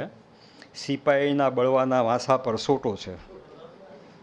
સત્યાગ્રહ એમાંય તે કંઈ કે મેલી દોટો છે. આવડે ન તો ગાલે મહેતાજીની થોટો છે. છેલ્લે બાંક, છેલ્લો રાંક, છોકરો જવાબ દે. સાબ સાબ, પ્રશ્ન એક રોટલાનો મોટો છે. આ એની 16-17 વર્ષની ઉંમરે લખાયેલું કાવ્ય. અને એક કાવ્ય જે વૈદ સાહેબને તે બહુ ગમે છે, જે તાજેતરમાં જ હમણાં રિલીઝ કર્યું બધાને. આ પહેલાંમાંથી કોઈ પુસ્તકમાં સંપાદિત થયેલું ખ્યાલ નથી આવતો અમને. નગુરાનું ગીત, એટલે થેન્કલેસ માણસો વિશેનું ગીત. ઓઘડ સંધાને ના સમજાવીએ, ઓઘડ સંધાને ન સમજાવીએ, એમાં નગરુને તો ભૂલથીએ નહીં. ઓઘડ સંધાને ના સમજાવીએ, એમાં નગરુને તો ભૂલથીએ નહીં. એ આછકલા હારીએ તે કાશી એ વાત સમજવી જ નહીં. એ આછકલા હારીએ તે કાશી જેને વાત સમજવી જ નહીં. એવાને કદી ના વતાવીએ. સામેથી આવે જો સમજવા, એને હેતે હેતે દઈ. સામેથી આવે જો સમજવા, એને હેતે હેતે દઈ. આડા તર્કો નગરું બહુ કરે, આડા તર્કો નગરું બહુ કરે, એની હારીએ માથાફોડ નહીં. એવાને તો છેટેથી જ વળાવીએ. ધાવતું નોય એવા છોરુને માએ ધવરાવે નહીં. ધાવતું નોય એવા છોરુને માથે ધવરાવે નહીં. કૂતરાવરું ફાડી ખાય, એને ગા ધવરાવીશ નહીં. ફૂટલ ગોળે પાણી રહે જ નહીં. આંબા કેળાને પાણી સિંચીએ, આંબા કેળાને પાણી સિંચીએ, એ દે મીઠા ફળ બીજું નહીં. કડવી ઘીસોડી પીએ ગોળ, કડવી ઘીસોડી પીએ ગોળ, પણ કડવા ઘીસોડા બીજું નહીં. એ સુધરે એમ ન માનીએ. બિયાને બદલાવે એ તો રામજી, બિયાને બદલાવે એ તો રામજી, એ ગજુ માણસનું નહીં. ઈવાના ભવટાળિયાના મોહમાં અભિમાન કરીએ નહીં. રામને ભજવાનું ન ભૂલીએ. હા, બે કાવ્યો વાંચવા નહીં બધા પડે. આ મિત્રોને આપી દેજો. આભાર, ફરી આભાર. પરમ આદરણીય મુરબી શ્રી પિયુષભાઈ અને સૌ સ્નેહીજનો, એવું લાગે છે કે સાંભળ્યા જ કરીએ. સમયની અવધિ પણ ચૂકી જવાય એવી આ વાતો, કદાચ સમયનો સંદર્ભ પણ બદલાયો હોય. એટલે આવું પણ હતું એવા પ્રશ્નો મનમાં થાય. સદભાગ્યે એવી વ્યક્તિ પાસેથી એ સાંભળ્યું કે જેમણે નજરો નજર માત્ર જોયું નથી પણ એની પ્રતીતિ કરી છે. માત્ર નજરો નજર બરાબર છે, જોયું નથી પરંતુ એની પ્રતીતિ કરી છે, અનુભૂતિ કરી છે. એ સદભાગ્ય છે પિયુષભાઈ કે આપણે સૌ 37મી પુણ્યતિથિ એ તો એક આંકડો છે, પણ એમને સ્મરણ કરીએ છીએ. આમને ક્યાં વર્ષોના બંધનો નડે છે. જયંતી તે સુકૃતિનો રસસિદ્ધાહ કવિશ્વરાહ નાસ્તિ યેષામ યશઃ કાય જરા મરણજમ ભયમ. આ લોકોને તો ન તો વૃદ્ધાવસ્થા આવે છે ન તો એમને મૃત્યુ થાય છે. એ તો ચીર સ્મૃતિ તરીકે આપણા સૌના મનમાં સતત જીવતા રહ્યા છે અને જીવતા રહેશે. સાહેબ, એક વ્યક્તિ જે આમ તો 1985માં ગયા, એટલે કંઈ બહુ જૂની વાત પણ નહીં, એવું પણ નહીં કે કોઈ સતયુગની વાતો આપણે સાંભળતા હોઈએ, આપણે કોઈ કિંવદંતી સાંભળતા હોઈએ, અને છતાં ઘણી વાતો કિંવદંતી જેવી લાગે છે. આપણે થાય કે આવું થયું હશે. સદભાગ્યે એમની સ્મૃતિ સચવાઈ રહે અને સારી રીતે જળવાઈ રહે તે માટે જે 3 કે 4 ગ્રંથો પ્રસિદ્ધ થયા, ગુજરાત સાહિત્ય અકાદમીએ કરાવ્યા, જેમાં કનુભાઈ જાની, પ્રાધ્યાપક દિલાવરસિંહજી અને શ્રી હરિકૃષ્ણ પાઠક, એ ત્રણેય લોકોએ ઘણી બધી મહેનત કરીને આ ગ્રંથો કર્યા છે. અને જેમના વિશે એમણે વારંવાર વાત કરીને, જેમની વારંવાર વાત કરવી ગમે એવી પણ છે, એવા સર પ્રભાશંકર પટણીના વ્યક્તિત્વ દર્શનનું પ્રકાશન આપણે જ્યાં બેઠા છીએ એ સાહિત્ય પરિષદે કર્યું. કેટલાક લોકોના નામથી શહેરો ઓળખાતા હોય, એટલે ભાવનગર માટે તો પિયુષભાઈ ઘણા એવા લોકો છે કે જેના નામ સાથે ભાવનગરને જોડીએ તો ભાવનગરની ઊંચાઈ વધે છે. શહેરોનો વિસ્તાર થાય એ સારી વાત છે. આ રિવરફ્રન્ટનો વિકાસ થાય એ સારી વાત છે, વિસ્તાર થાય. પણ આવા લોકોના અસ્તિત્વને કારણે શહેરોની ઊંચાઈ વધે છે, જે બાકી કોઈ રીતે શક્ય નથી. પ્રાધ્યાપક તખ્તસિંહજીએ લખ્યું છે કે 1960 પછી, 1960 પહેલાં કદાચ જુદું કહેતા હશે ગુરુજી, કે 1960 પછી મને કોઈ પૂછે કે ભાવનગરમાં શું જોવા જેવું છે, તો મને તખ્તેશ્વર યાદ આવે, વિક્ટોરિયા પાર્ક પણ યાદ આવે, બોર તળાવે યાદ આવે. પણ પછી હું નામ એના ના આપું, હું 3 વ્યક્તિના નામ આપું: માનભાઈ ભટ્ટ, પ્રેમશંકર ભટ્ટ અને મુકુંદરાય પારાશર્ય. ભાવનગરમાં આ લોકો મળવા જેવા છે. અમારે એક લોકકવિ જે પાલનપુરના નવાબના ખૂબ માનીતા હતા, એ સૌરાષ્ટ્રની યાત્રાએ ગયા, સોમનાથના દર્શન કર્યા, દ્વારિકાધીશના દર્શન કર્યા. પછી નવાબે પૂછ્યું, પાલનપુરના નવાબ પણ ઘણા સહિષ્ણુ હતા, ઉદારમતવાદી હતા છેલ્લા નવાબ.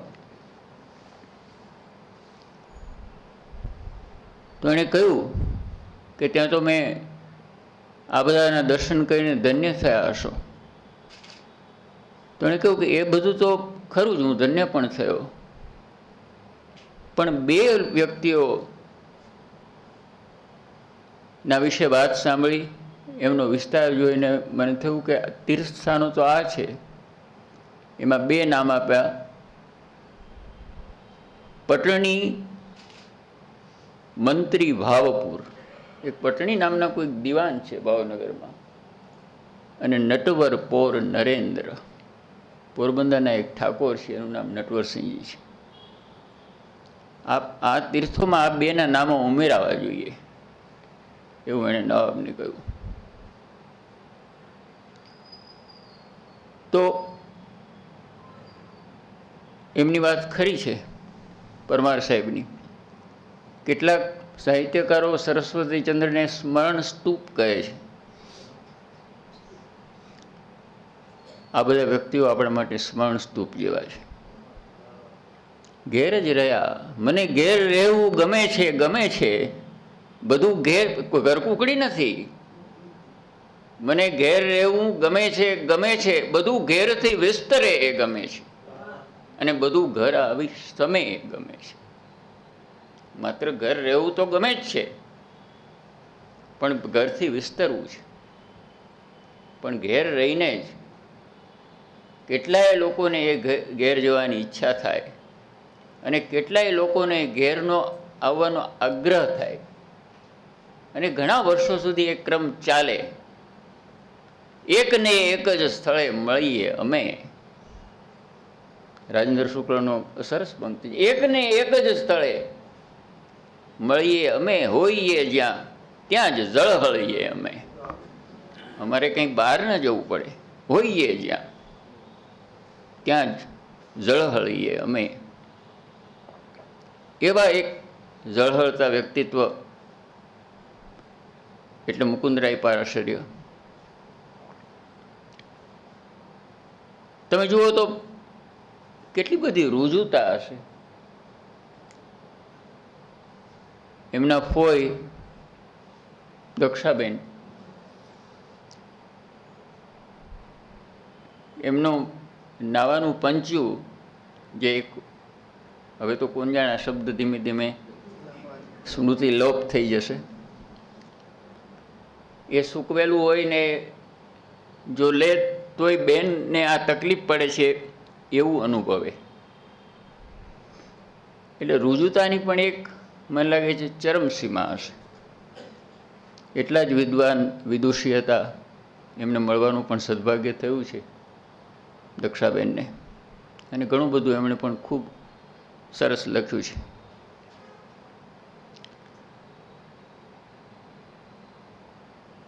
અત્યારનો જે યુગ આપણો છે, અત્યારનો સંદર્ભ જે ચાલે છે, એમાં મને હંમેશા એવી લાગણી થયા કરે છે, મને એટલે હું એક સામાન્ય વાત કરું, પણ કદાચ મને પણ થતી હશે, કે હું જેવો છું એનાથી વધારે સારો દેખાવાના સતત પ્રયાસમાં આપણે રહીએ છીએ. આપણે છીએ એનાથી સારા થવાના પ્રયાસમાં નહીં, દેખાવાના પ્રયાસમાં. આ આખી બાબતથી તદ્દન આ જુદું વ્યક્તિત્વ છે. મરને તળિયે જીવીએ, તળિયે ભલે જીવીએ, અને ભલે દુનિયા દેખે નહીં, અમને દુનિયા ન જોઈતી કાંઈ નહીં, પણ મકના એવી છીપ થા કે મોતી પાકે મય. અંતે તો પ્રશ્ન એ છે ને કે એમાંથી નિપજે છે શું? એમણે સત્યકથાઓ લખી. સાહેબ, કેવા સાધુઓ હશે આપણે ત્યાં ગઈકાલ સુધી, ભિક્ષુ અખંડાનંદ, કે કે પૂજ્ય મોટા એમણે આશ્રમો ઊભા ન કરી શક્યા હોત, અને એમણે આશ્રમો ઊભા કર્યા હોત તો એમને આ જામીન મેળવવાની અરજી તો ન જ કરવી પડી હોત. અત્યારે આપણે અમુક લોકોને જે બહુ ભાવીભોર હોય છે બાબા વિશે, ને આપણી અજ્ઞાન પૂછીએ કે બાબા ક્યારે મળે, તો કે જામીન મળે એના ઉપર આધાર છે.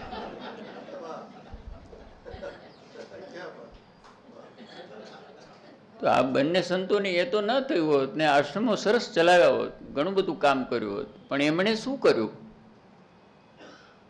એમણે વિજ્ઞાનને ઉત્તેજન આપ્યું, એમણે સારી બાબતોને એમણે કહ્યું કે ભાઈ બીજા ભાષાના લોકોને એમની ભાષાના ઉત્તમ પુસ્તકો જો મળે તો મારી ભાષાના લોકોને મારી ભાષાના ઉત્તમ પુસ્તકો વ્યાજબી દરે કેમ ન મળે?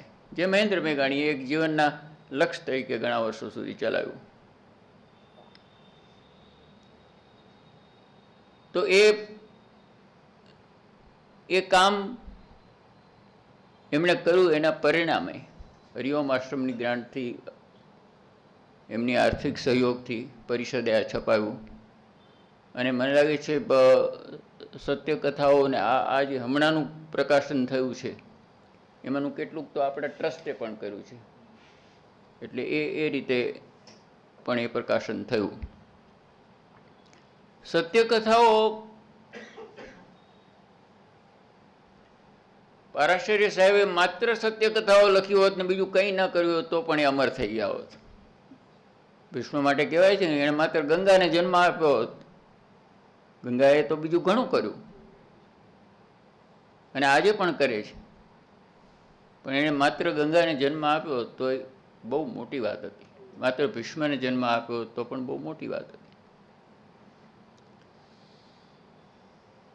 માનવ જીવનના કુંદનિકા કાપડે એક સરસ વાક્ય લખ્યું છે જે ભૂલી શકાતું નથી કે માનવ જીવનના સર્વોચ્ચ શિખરોની યાત્રા આ પુસ્તકમાં ક્યાંય જવું ના પડે. ઘરના ગોખલે હરી મળે તો હું હાલું સીધ ગૌ ના ગૌ. અમારે કહું દાદ કહે પ્રભુ તારી દુનિયામાં તું રાખે એમ રહું, હરી તું તો આપે એટલું જ લઉં.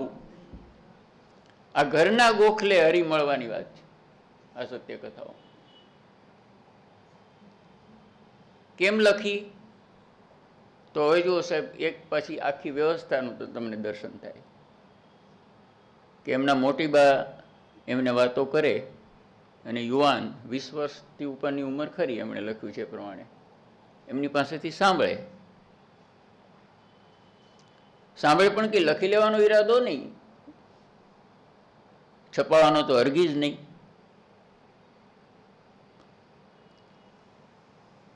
પણ પછી જેમ છે એમ આ વાતોને કેમ ન મૂકવી એવું ઘણા લોકોએ પણ કહ્યું. પણ સૌથી વધારે એમના માતુશ્રીએ કહ્યું કે તમે કોઈક મેગેઝિનને તો મોકલો આ વાતો. એમણે મોકલીને છપાઈ. એમની આંખમાં આંસુ આવી ગયા કે તમે હવે મારા વર ખરા. બદરુદ્દીન કરીને એક મિત્ર, એણે વાંચી. એમ થયું કે હું આનો પ્રતિભાવ નહીં આપી શકું, ગળે ડૂમો ભરાઈ જશે, એટલે ચિઠ્ઠી લખીને આપી ગયા કે બહુ ઉત્તમ કામ કર્યું તમે. આ સત્યકથાઓ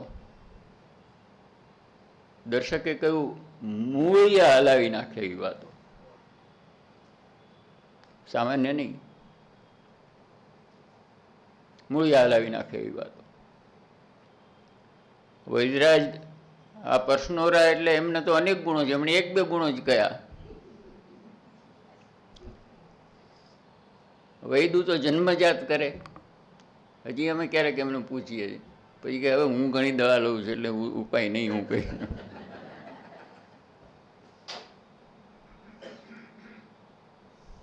કથા તો એમને બિલકુલ લોહીમાં વણાયેલી છે. જ્યોતિષી ખરા.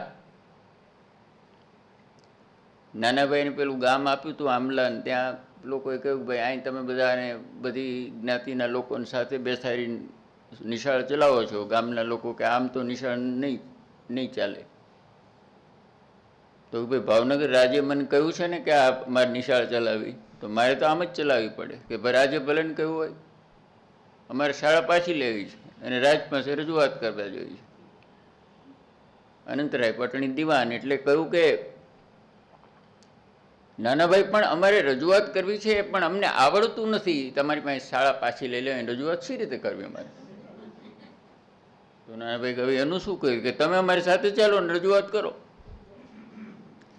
એટલે આ તદ્દન બનેલી ઘટનાઓ. રાજે લઈ લીધું પાછું નાનાભાઈ એટલી જોરદાર રજૂઆત કરી. ગામવાળા કહે હવે નાનાભાઈ હવે જશો કે ના ના અહીંયા આ ગામમાં વૈદું કરીશ ને ભાઈ, મારે કાંઈ જવું નથી. હશે પાછું તમે કહેશો ત્યાંથી માસ્તરનું કામ કરીશ, અત્યારે વૈદનું કામ તો કરીશ જ. સરવાળે ગામે એમને વાત્ય ગાત્ય સોંપ્યું, એમને વાત્ય ગાત્ય સોંપ્યું. પણ માણસની કેવી છાપ, કેવી પ્રતિષ્ઠા હશે.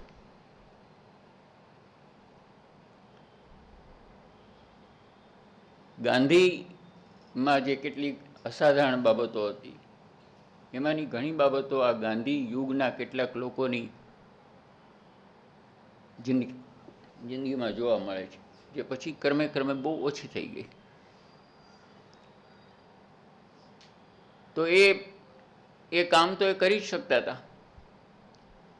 સત્યકથાઓમાં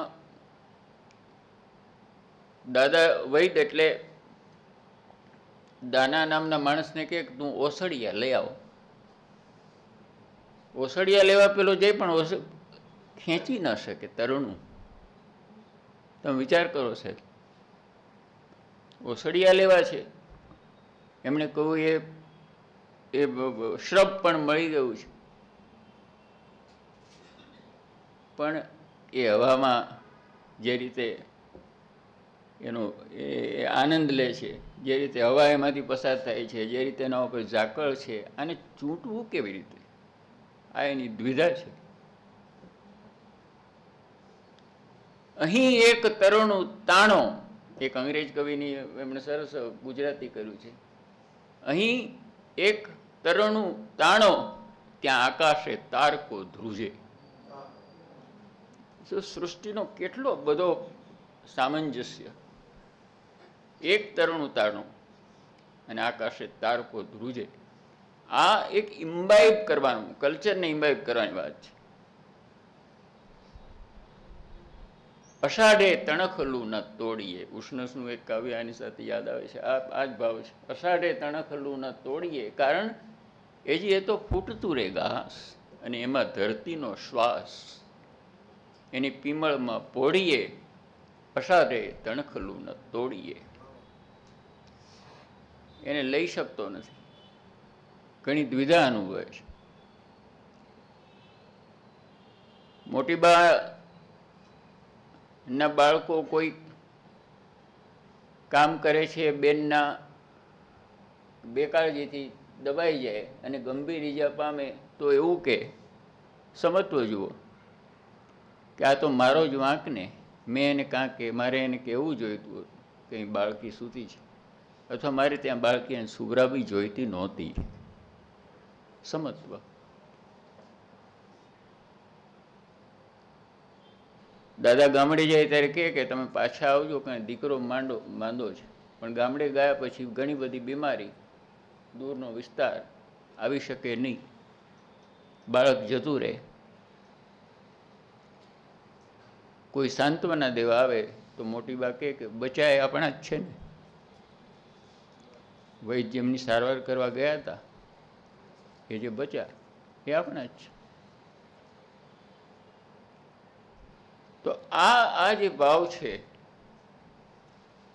એ ભાવને કારણે આ બધા પાત્રો સત્યકથામાં છે, અને એટલા માટે આ સત્યકથાઓ એક તીર્થ ધામ જેવી બની છે. એમણે બે કવિઓની વાત કરી, ત્રિભુવન શંકર અને હરગોવિંદ પ્રેમશંકર. એ પ્રેમશંકર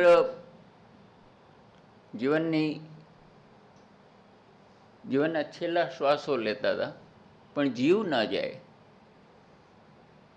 એટલે પત્ની અમૃતબાઈએ કહ્યું કે બ્રાહ્મણ છો અને શાનો મોહ છે, કેમ જીવ અટવાય છે તમારો? તમારું તો પવિત્ર ખોળ્યું છે. ઈશ્વરમાં ધ્યાન લગાવો ને સમય આવ્યો હોય તો નીકળી જવું પડે. તેણે કહ્યું કે એ તો બરાબર છે, પણ આ છોકરાઓનું શું? આ છોકરાઓનો ઉછેર કેવી રીતે થશે? એમને ભીખ માગવી પડશે, મજૂરી કરવી પડશે.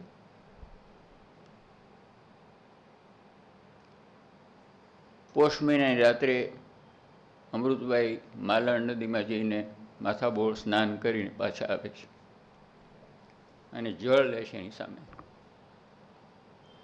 કે આ છોકરાઓનું લાલન પાલન કોઈક સમર્થ સ્થિતિ સંપન્ન પિતા કરે એ રીતે હું કરીશ, હવે તમે ગત કરો. અને એમનો જીવ જાય છે.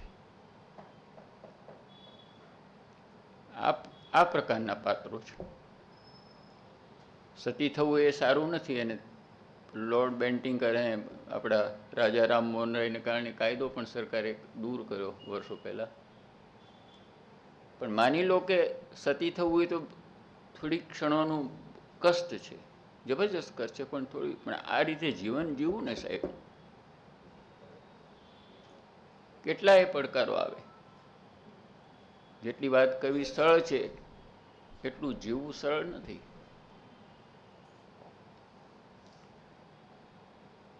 એ બંને કવિભાઈઓ વિશે તો અનેક વાતો લખાઈ છે. મુકુંદરાય પારાશરે જ ઘણી વાતો લખી છે. એમાં ત્રિભુવન વ્યાસે મસ્ત કવિ, કલાપીના ખૂબ સ્નેહી. એટલે કલાપી ક્યાંક બહાર લઈ ગયા હોય ત્યારે એમને સાથે લઈ જાય એને એમણે કહ્યું કે તમે શોભનાને ઉત્તર રામચરિત્ર ભણાવો, અને આ ભણાવે નિયમિત રીતે. એમાં એક દિવસ શોભના તૈયાર થઈને આવીને કહ્યું, હવે એને તો બહુ સહજ ભાવે, એક નારી સહજ ભાવ હશે, એટલે એણે કહ્યું કે ગુરુજી હું કેવી લાગુ છું એમ તૈયાર થઈને આવી છું. આમણે જે બૂમ પાડી એટલે 5 મકાનો સંભળાય એટલી મોટી બૂમ પાડી, એટલે ઠાકોર એમ બૂમ પાડી. એટલે ઠાકોર તો બાથરૂમમાં હતા, જલ્દી જલ્દી બહાર આવ્યા કે શું થયું? તારી બાયડીને પૂછ શું થયું. એ મને પૂછે કે હું કેવી લાગુ છું, આને માટે હું અહીં આવેલો છું? હવે જેવી લાગતી હોય એવી, મારે એની સાથે શું લેવા દેવા છે? એમ કઈ ડંગોરો જે જાણીતો એ પછાડીને રવાના થયા. એ માંડ માંડ સમજાવીને ઠાકોરે એમને રોક્યા. કલાપી જેવા માણસ, એને થયું કે આ માણસને મારું નાનું રાજ છે ને કદાચ એને સૂજી ગયું હશે, એને સૂજી ગયું હશે કે મારું તો અસ્તિત્વ કેટલા વર્ષનું. એટલે એને ભાવનગર ચિઠ્ઠી લખીને આ કવિને મોકલ્યા, આને સાચવજો. અને ભાવનગર રાજ્ય પછી એમને પેન્શન બાંધી આપ્યું. પણ પેન્શન એમના આ બધા કવિઓના નસીબમાં ભાવસિંહજીએ પેન્શન બાંધી આપ્યું, ભાવસિંહજીનું અવસાન થયું. આ પટણી સાહેબે લખ્યું છે, અરે મુકુંદરાએ લખ્યું છે પટણી સાહેબના વાતોમાં. એટલે ત્યાં જે પ્રથા હતી, અમે વહીવટમાં જિંદગી વહીવટમાં કાઢી છે, એટલે કેટલીક પ્રથાઓ ભાવનગર રાજની પણ મેં થોડું ત્યાં આપણે ત્યાં ખજાનો છે બધો ટ્રેઝર એમાંથી જોયો છે, તો એ બહુ સારી પ્રથાઓ હતી રાજની. એટલે આ એક સબ્જેક્ટિવ ડિસિશન કહેવાય. મને પિયુષભાઈ ગમે, પિયુષભાઈને હું ન ગમું, તો એમાં ઓબ્જેક્ટિવિટી નથી. એ ડિસિશન ખરો છે ખોટો છે જુદી વાત છે, પણ એટલે આ મહારાજાને આ ગમ્યા એટલે એને પેન્શન ચાલુ કર્યું, એટલે મહારાજા ગયા એટલે પેન્શન બંધ થયું. પેન્શન બંધ થયું એટલે એક ક્ષત્રિય આગેવાન પાસે પોતાનો ગુસ્સો ઠાલવતા હતા, તે કે આપણે પટણી સાહેબ પાસે જઈએ. બંને પટણી સાહેબ પાસે ગયા, એટલે પટણી સાહેબ તે દિવસે બીમાર હતા. છતાં એમણે કહ્યું કે ભલે, એ કોઈને ના પાડી શકતા નહોતા, નીચેના લોકો ગમે તેટલું સમજાવે પણ કોઈ મળવા આવનારને પટણી સાહેબ ના પાડી શકે એવી એવી એવી એમની પણ રુજુતા એક અલગ પ્રકારની હતી. જે માગે, એમણે લખ્યું છે, જે માગે તેને તે આપે એવો માધવ ભોળો, આ કાનકુંવરની જેવો બીજો દીઠો નથી મોઢાનો મોળો. આ કોઈ ના નથી પાડી શકતો. એટલે આ કવિ તો સાચું બોલવાની તો એમની ટેવ આજે હોત તો શું થાત મને ખબર નથી પડતી. એટલે કહ્યું કે માફ કરજો, મારી તબિયત સારી નહોતી એટલે આપને ઊભો થઈને આવકાર નથી આપી શકતો. એટલે કવિ કે એ તો તમે કંઈક કર્યું હશે ત્યારે ભોગવતા હશો ભાઈ. લો હવે આની પાસે પેન્શન માગવા ગયા. તમારે કંઈક ગુનો કર્યો હશે જીવનમાં, જીવન જે રીતે જીવવું જોઈએ એ રીતે નહીં જીવ્યા હોય એટલે શરીરનો ધર્મ છે, બીમાર પડ્યું, એમાં શું? પટણી સાહેબના મોઢાની એક રેખા પણ ના બદલી કે બરાબર છે. બહાર નીકળીને પહેલાં જે આગળ હતા કે તમારે મૂંગું મરી રહેવું હતું ને ત્યાં થોડી વાર આપણે માગણી કરવા ગયા પેન્શનની તે કહા. મને એવું લાગે તો છે, અને કે બીજું એ માણસના મોઢા ઉપર કોઈ ગુસ્સાનો કે અણગમાનો ભાવ જ ના આવ્યો. એમના બંગલે બેઠા હતા તે દરમિયાન પટણી સાહેબે એમની ફાઇલ તો મંગાવી, બીમાર હતા તો પણ, અને મંજૂર કર્યું. પણ મંજૂર કરવા માટે કારણ લખવું પડે. તંત્રમાં કહે છે ને કે રીઝન સ્ટેટ તમારો રિપ્લાય હોવો જોઈએ. એમને એમ નહીં, માગણી નામંજૂર કરવામાં આવે છે એવું નહીં, માગણી મંજૂર કરવામાં આવે છે એવું નહીં. મંજૂર કરવામાં આવે છે શા માટે, નામંજૂર કરવામાં આવે છે. એટલે એમણે લખ્યું કે રાજ્યને સત્ય બોલનારાઓની પણ જરૂર હોય છે. સાહેબ જુઓ, આ પટણી સાહેબ છે. એટલે પત્ર તો પેલા દરબારને ત્યાં એ બેઠા હતા ત્યાં જ એમને પહોંચી ગયો. સત્યકથાઓની અનેક વાતો અનેક સંદર્ભમાં કરી શકાય એવી છે. આપણે ઈચ્છીએ કે ઘણા બધા લોકો સુધી આ વાતો એક યા બીજા સ્વરૂપે પહોંચે. ખબર નથી પડતી કેવી રીતે પહોંચશે, પણ જે કંઈ પ્રયાસો થઈ શકે. એક એક કથા એવી છે, એક એક કથાનું એક મૂલ્ય છે. એક એક કથામાં એવા કોઈ તત્વની વાત છે કે જે એટર્નલ છે. એ કાળના કોઈ એક સીમિત ગાળામાં સમાપ્ત થઈ જવાવાળું નથી, ઇન્ફિનાઇટ છે. પટણી સાહેબ ના સંસ્મરણો લખવાની વાત અનંતરાયભાઈને પટણી સાહેબના ગયા પછી મુકુંદભાઈએ વારંવાર કરી. તો કે પણ એ તો ના જ પાડતા હતા. હવે આપણે એમના ગયા પછી કેવી રીતે આ કરવું? તો કે ના પાડતા હતા, પાછું કારણ દેતા હતા. કારણ સાચું, આપને લાગશે કે આ વાત સાચી છે. લોકો કહે કે ભાઈ આમાં તમારું જીવન ચરિત્ર લખાય ને પ્રસંગો થાય, લોકો સુધી પહોંચે તો લોકોને પ્રેરણા મળે. તે એ કહેતા કે ભાઈ ઘરે ઘરે રામાયણ ને બાઇબલ છે કઈ પ્રેરણા? એટલે આ પુસ્તકો લખીને પુસ્તકો આપ્યા, પ્રેરણા મળતી હોત તો રામાયણ ને બાઇબલ એ ઘરે ઘરે છે, એવી એમની દલીલ હતી. પણ સરવાળ પૂજ્ય મોટાનો બહુ આગ્રહ હતો કે આમના સંસ્મરણો લખાવા જોઈએ. અને વ્યક્તિત્વ દર્શનનું પુસ્તક બહુ સુંદર થયું. કોઈ કે આ માણસ દિવાન હશે, આટલા મોટા વહીવટદાર હશે ભાવનગર જેવા રાજ્યના. 1902માં એ વહીવટદાર થયા અને ભારત આઝાદ થયું ત્યાં સુધીમાં ભાવનગરની સ્થિતિ સામાન્ય હતી. ત્યાંથી બોરોઈંગ કરવું પડે એવી સ્થિતિ હતી. એમણે 18-19 કરોડ રૂપિયાની સિલક બતાવી, જે સૌરાષ્ટ્રના કોઈ રાજ્ય નથી બતાવી. અને નવી સૌરાષ્ટ્ર સરકારથી એમાંથી ઘણું બધું ભાગ તો ભાવનગરની આ કમાણીમાંથી ચાલે. એક માણસની શું દ્રષ્ટિ હશે? બોન્ડ બહાર પાડ્યા, બોન્ડ ભરાઈ ગયા.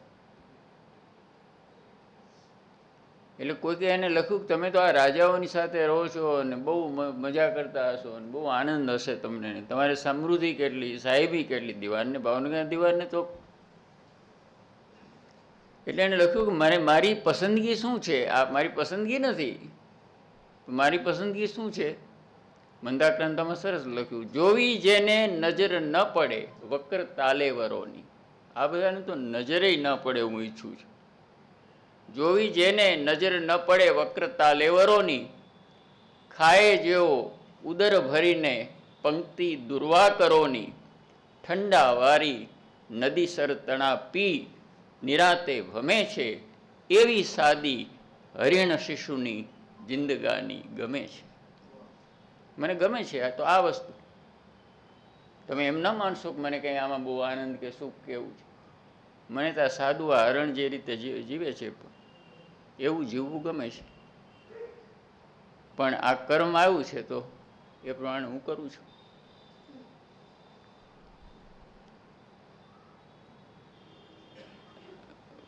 એમણે આજ સંદર્ભમાં કેટલાક પ્રસંગો, એમાં એક બે પ્રસંગો મને ખૂબ ગમે છે, આપને પણ ગમશે. એમના ઘેરથી ચોરી થઈ ગઈ. દીવાનના ઘરે ચોરી થાય એવું ભાગ્યે જ બને. પણ આ ચોરની પોતાની એક વિશિષ્ટ શક્તિઓ હોય છે. મોરારજીભાઈ એની આત્મકથામાં લખ્યું છે. એ ધૂળિયામાં પોસ્ટિંગ કર્યું, ત્યાં જે નવા ફોજદાર આવ્યા એને કહ્યું કે તું બહુ ધ્યાન રાખજે, અહીંયા રાત્રે ચોરી બહુ થાય ભાઈ ગેસ્ટ હાઉસ. મોરારજીભાઈ પાછું બધું માંડીને વાત કરવાવાળા, પોતે ડેપ્યુટી કલેક્ટર હતા. ફોજદારે કહ્યું કે મારી પાસે કોઈ ચોરી સાહેબ લઈ જતા હશે કે તો તારી મરજીની વાત છે. રાત્રે સુતાના અહીંથી બંધો કરી, સવાર નહોતી. ચોરની પણ એક શક્તિ હોય છે. ચોરી થઈ, વટણી સાહેબ તો બહાર હતા એટલે એમના પત્નીએ સ્વાભાવિક રીતે ફરિયાદ કરી. દીવાનને ત્યાંથી ફરિયાદ ન કરે તો એ તો તંત્ર દોડતું થઈ જાય ને. એવું તો અત્યારે અમારે છે, એમ નહીં કે આ પ્રથા નથી. તો એ ચાલ્યું, ઘેરથી નોકરને પકડી ગયા. બીજું તો સૌથી પહેલો તો શિકાર એ જ બને છે ને.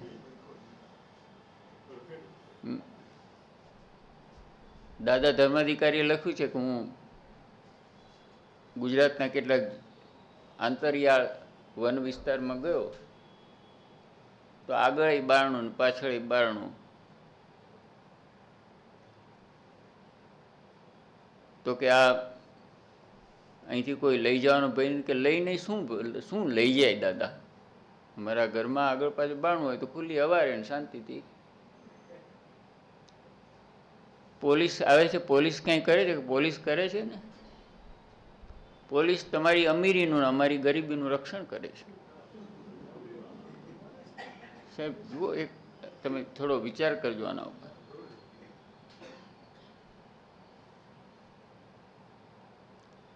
તો આ એને પકડ્યો અને લઈ ગયા અને મારઝૂડ કરીને જે બધું એઝ યુઝ્યુઅલ ક્રમ છે ને એ બધું થયો, વહીવટી ક્રમ. એટલે આમને તો ચિંતા થાય એટલે એ ફરિયાદો પણ કરે. પટણી સાહેબ પાછા આવ્યા ત્યારે એના પત્ની, જે નોકરના પત્ની, રડાય એની પાસે, કહ્યું કે આવું થયું છે. પટણી સાહેબના ધર્મપત્ની રમાબેન નામ, રમાબાઈએ કહ્યું કે ભાઈ આ તો ચોરી થાય તો પોલીસ તપાસ તો કરે જ. એટલે પટણી સાહેબ એમને ધીરજથી સમજાવ્યા કે ભાઈ મને કંઈક તકલીફ થાય તો તમને કષ્ટ પડે કે નહીં? એમાં આને કષ્ટ પડે છે, એમાં કંઈ એ તો બરાબર છે, થાય એવું. એમણે કોઈને કેવરાવીને એમને પાછો બોલાવ્યો કે એને પાછો લઈ આવો આ માણસને. એ પાછો આવી ગયા પછી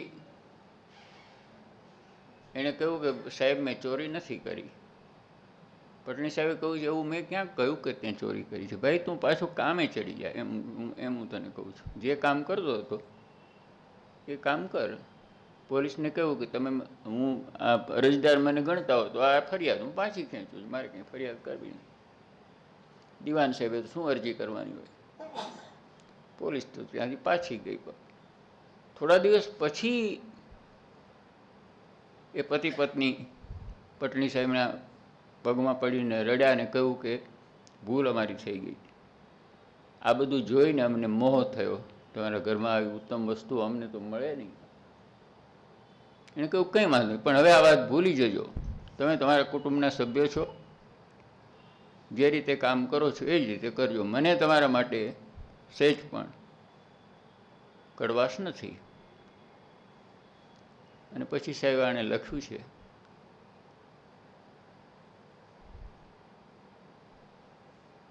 જે ચીજો કે વસ્તુ લોકને મોહ થાય, આ સાંભળવા જેવી વાત છે. જે ચીજો કે વસુ વિભવથી લોકને મોહ થાય અને જે મોહે હૃદય જનના પાપ માટે પ્રેરાય, એ ચીજો કે વિભવ અમને સ્વપ્નમાં એ હશોના. એ ચીજો કે વિભવ અમને સ્વપ્નમાં એ હશોમાં એવા હોય સુકૃત કદીએ, તો એ સુકૃતો એ થશોમાં. તમે જુઓ તો વિચારોની આ ઊંચાઈ. આ તો અમારી પાસે કંઈક એવું છે એટલે એને થયું ને, જે એના પાસે નથી. ઇનઇક્વાલિટીનો જે અત્યારે કે ગાંધીજી વર્ષો પહેલાં લોર્ડ ઇરવિનને કાગળ લખીને કહ્યું હતું, આજે આવ્યા હોત તો એથી વધારે ખરાબ કાગળ લખ્યો હોત એમણે. અસમાનતા. 5 પીપળાનો એક ખેડૂત એમની પાસે માંડ માંડ પહોંચ્યો કે પટણી સાહેબ બહુ કામમાં હતા અને ભાવનગર રાજનું 5 પીપળા કે સાહેબ હું અહીંયા ઉપવાસ ઉપર બેઠો છું ને આ મને હેરાનગતિ બહુ કરી. કે કેમ? તે કે મેં વેરો નથી ભર્યો. ભાઈ વેરો તો ભરવો જોઈએ ને, પણ કે વેરો ભરવું કેવી રીતે? ખેતરમાં કંઈ થયું જ નથી 3 વર્ષથી.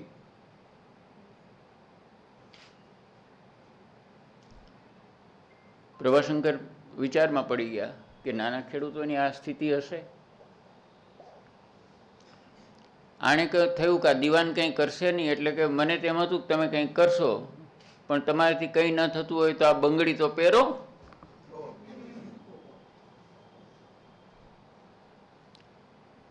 પટણી સાહેબે કહ્યું કે ભાઈ હું બંગડી પહેરવાને લાયક છું, ભાઈ મને આપી દે. એનું તો એણે દેણું માફ કર્યું, પણ ભાવનગર રાજ્યમાં આ પ્રકારના ખેડૂતોની જે આર્થિક સ્થિતિ છે એનો અભ્યાસ કરાવીને તમામ નાના ખેડૂતોને દેવા માફ કર્યા. અને એ દેવા નાબૂદીની યોજના વિશે ઘણું લખાયું છે. આજના સંદર્ભમાં પણ ઉપયોગી થાય એવું છે. જન્મના અંદર પેસી શકીને દુઃખમાં ભાગીયો થાવ, બની શકે તો શાંતિ કરું, નહીતર અશ્રુએ એના નાવ. એટલું તો થાય ને, બની શકે તો શાંતિ કરું, નહીતર અશ્રુએ એના નાવ. બતાવો ઉપાય કો એવો, દુઃખે બનું ભાગ્યો એવો.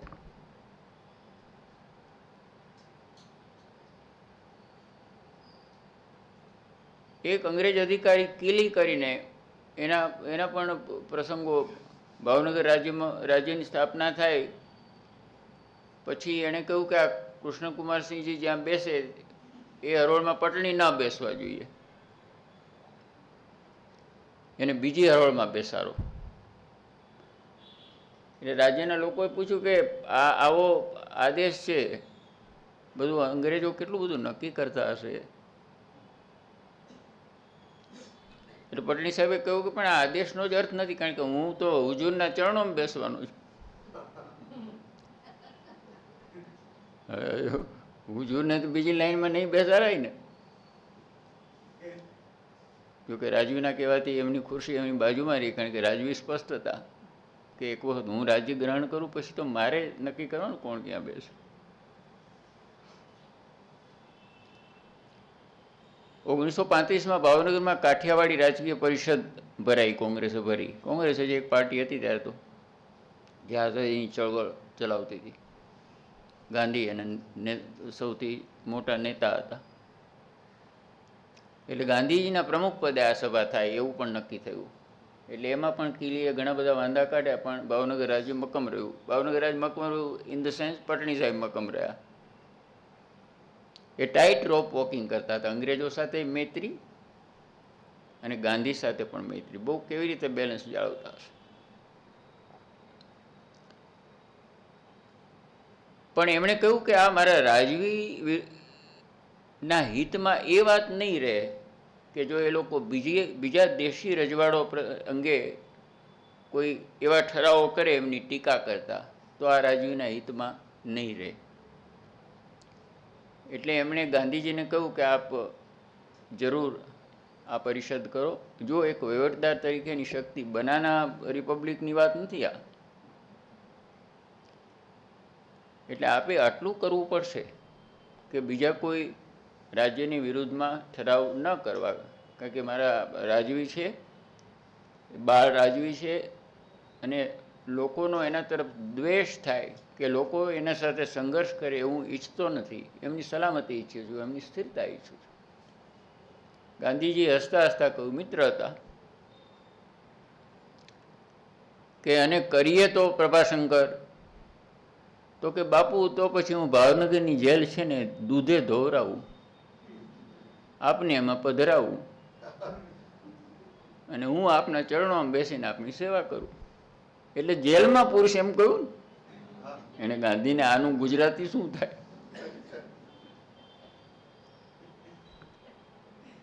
મહાત્મા ગાંધીએ બરાબર એનું ધ્યાન રાખ્યું.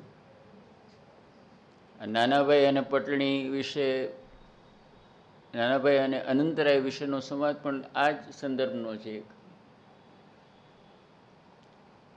કંઈ જમીન મળી હતી, એના ઉપર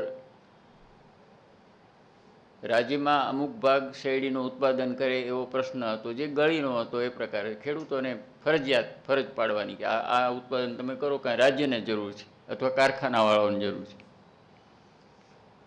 એટલે કહે છે કે આ પ્રથા નાબૂદ કરો. તો કે નાબૂદ ન કરીએ તો નાનાભાઈ, તો કે અમે રાજના મૂળિયા ઉખેડી નાખીએ. આ કોણ બોલે છે? જેને રાજે જમીન આપી છે.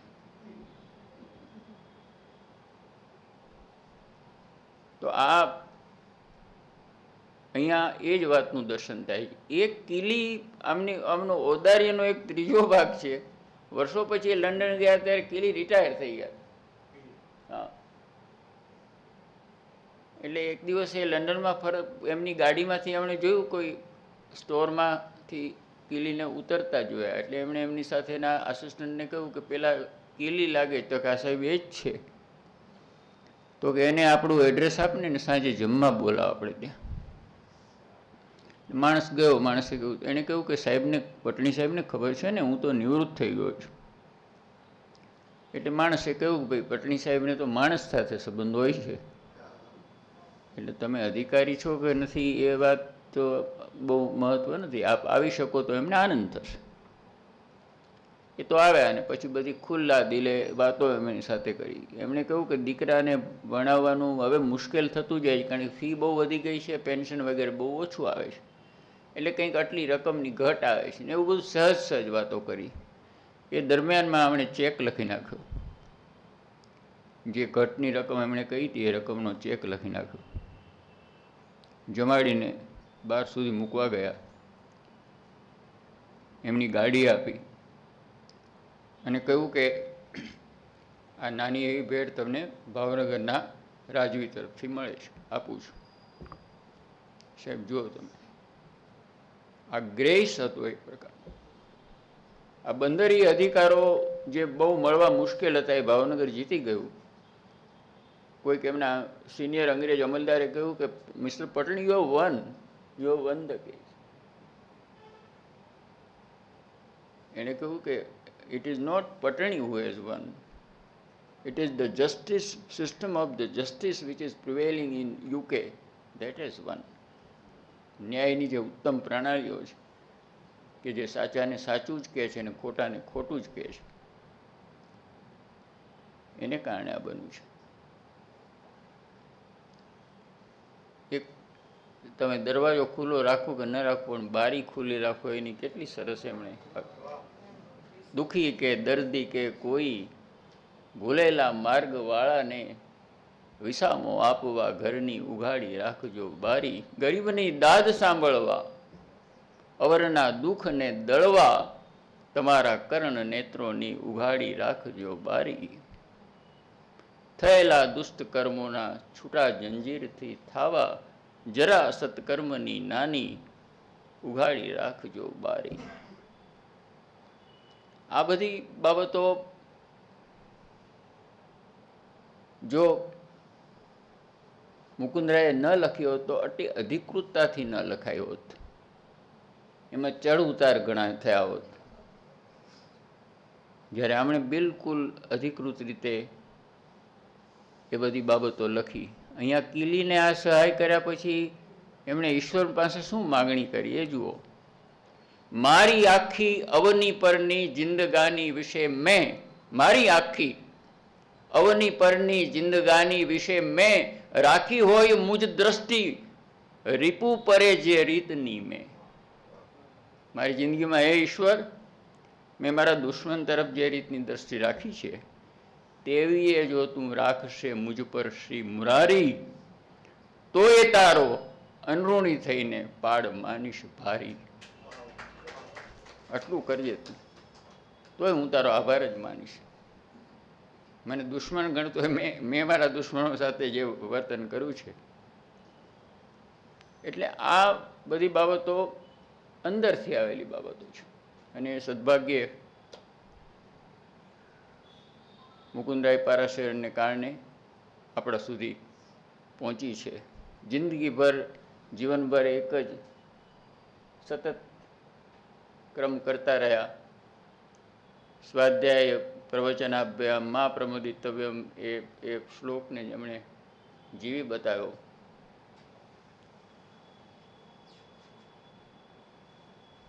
વેડફાઈ જવા દેવી જિંદગી કેમ તે બને, આ એમણે મુક્તક લખ્યું છે. વેડફાઈ જવા દેવી જિંદગી કેમ તે બને, વટાવું રૂપિયો પામ્યો હું 16 આનીએ. પૂરેપૂરો આનો તો મારે ફાયદો થવો જોઈએ. વેડફાઈ જવા દેવી જિંદગી કેમ તે બને. જીવનમાં સતત પ્રયાસો કરતા રહેવા જોઈએ, પ્રયત્ન કરતા રહેવા જોઈએ, તો જ કંઈક મળે. ખડ લણે દાણા મળે તો ખેતી કરત ન કોઈ. તો ગમે ત્યાં ખડ હોય ત્યાંથી આપણે દાણા જીને લઈ આવતા પણ બહુ ફાવી જાતે. ખડ લણે દાણા મળે તો ખેતી કરત ન કોઈ, વીણ સાધન જો હરી મળે તો પામત હરિહર કોઈ. આ પ્રકારના અનેક મુક્તકો બહુ સરસ રીતે લખ્યા છે. આપણે હંમેશા મંબળાવવા ગમે એ ફરી ફરી તીર્થ સલીલા છે. આમનું જીવન આખું છે. નીરરે ઊંડા ને પાછા નીતર્યા. હરિકૃષ્ણ પાઠકે લખ્યું છે, નીરરે ઊંડા અને પાછા નીતર્યા, આ તો નવલા નવાણ. હરિકૃષ્ણભાઈ પછીની સરસ વાત લખી, ફૂલની સુગંધે તમને પામશું. જ્યારે જ્યારે કોઈ ફૂલને સુગંધિત થતું જોઈશું, એની સૌરભને મહેકતી જોઈશું, ત્યારે એ મિત્ર તમારી યાદ આવશે.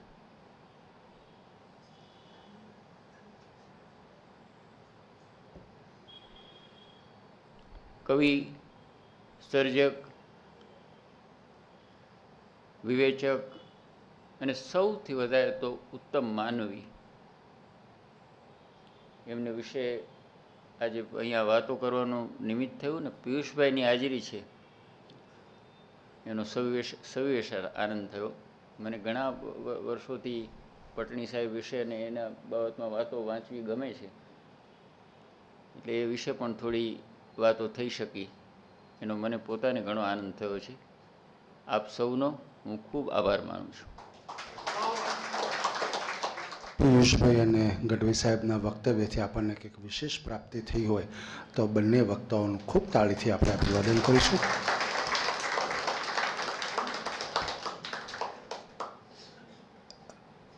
આજે જે કંઈ વક્તવ્ય રજૂ થયું એ ટૂંક સમયમાં યુટ્યુબમાં સાહિત્ય વિમર્શમાં એ યુટ્યુબમાં અપલોડ કરવામાં આવશે, જેથી જે હાજર નથી રહી શક્યા એ લોકોને આ કાર્યક્રમ નો લાભ મળી શકે.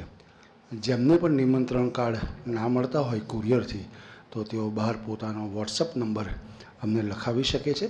તો એ માધ્યમ દ્વારા પણ અમે આપને આગામી કાર્યક્રમોની જાણ કરતા રહીશું. આ કાર્યક્રમની નોંધ છે કે ગુજરાતી અંગ્રેજી અખબારો લીધી એ તમામ અખબારના તંત્રશ્રી, રિપોર્ટરશ્રી, ફોટોગ્રાફરશ્રીનો આભાર. આપ સૌ સમય ખર્ચીને આવ્યા, આપનો આભાર. ખાસ પારાસરીય પરિવારજનો જે આખા બધા આવ્યા છે એમનો વિશેષ આભાર. ગઢવી સાહેબ, આપનો ખૂબ ખૂબ આભાર. અને ખાસ પિયુષભાઈએ જે વાતો આપણી સામે સંસ્મરણ રૂપે મૂકી આપી એ માટે પિયુષભાઈનો આભાર. બહાર ચા કોફીની વ્યવસ્થા છે, એને ન્યાય આપશો. એક સમૂહ તસવીર પડાવી લઈએ, ત્યારબાદ કાર્યક્રમ પૂર્ણ જાહેર થશે. આભાર. અને ગઢવી સાહેબ તરફથી આવું સુંદર આયોજન કરવા માટે મનીષભાઈનો ખૂબ ખૂબ આભાર. કારણ કે આવી તકેદારી લઈને કોઈ આવું આયોજન સક્ષમ રીતે કરતું નથી હોતું.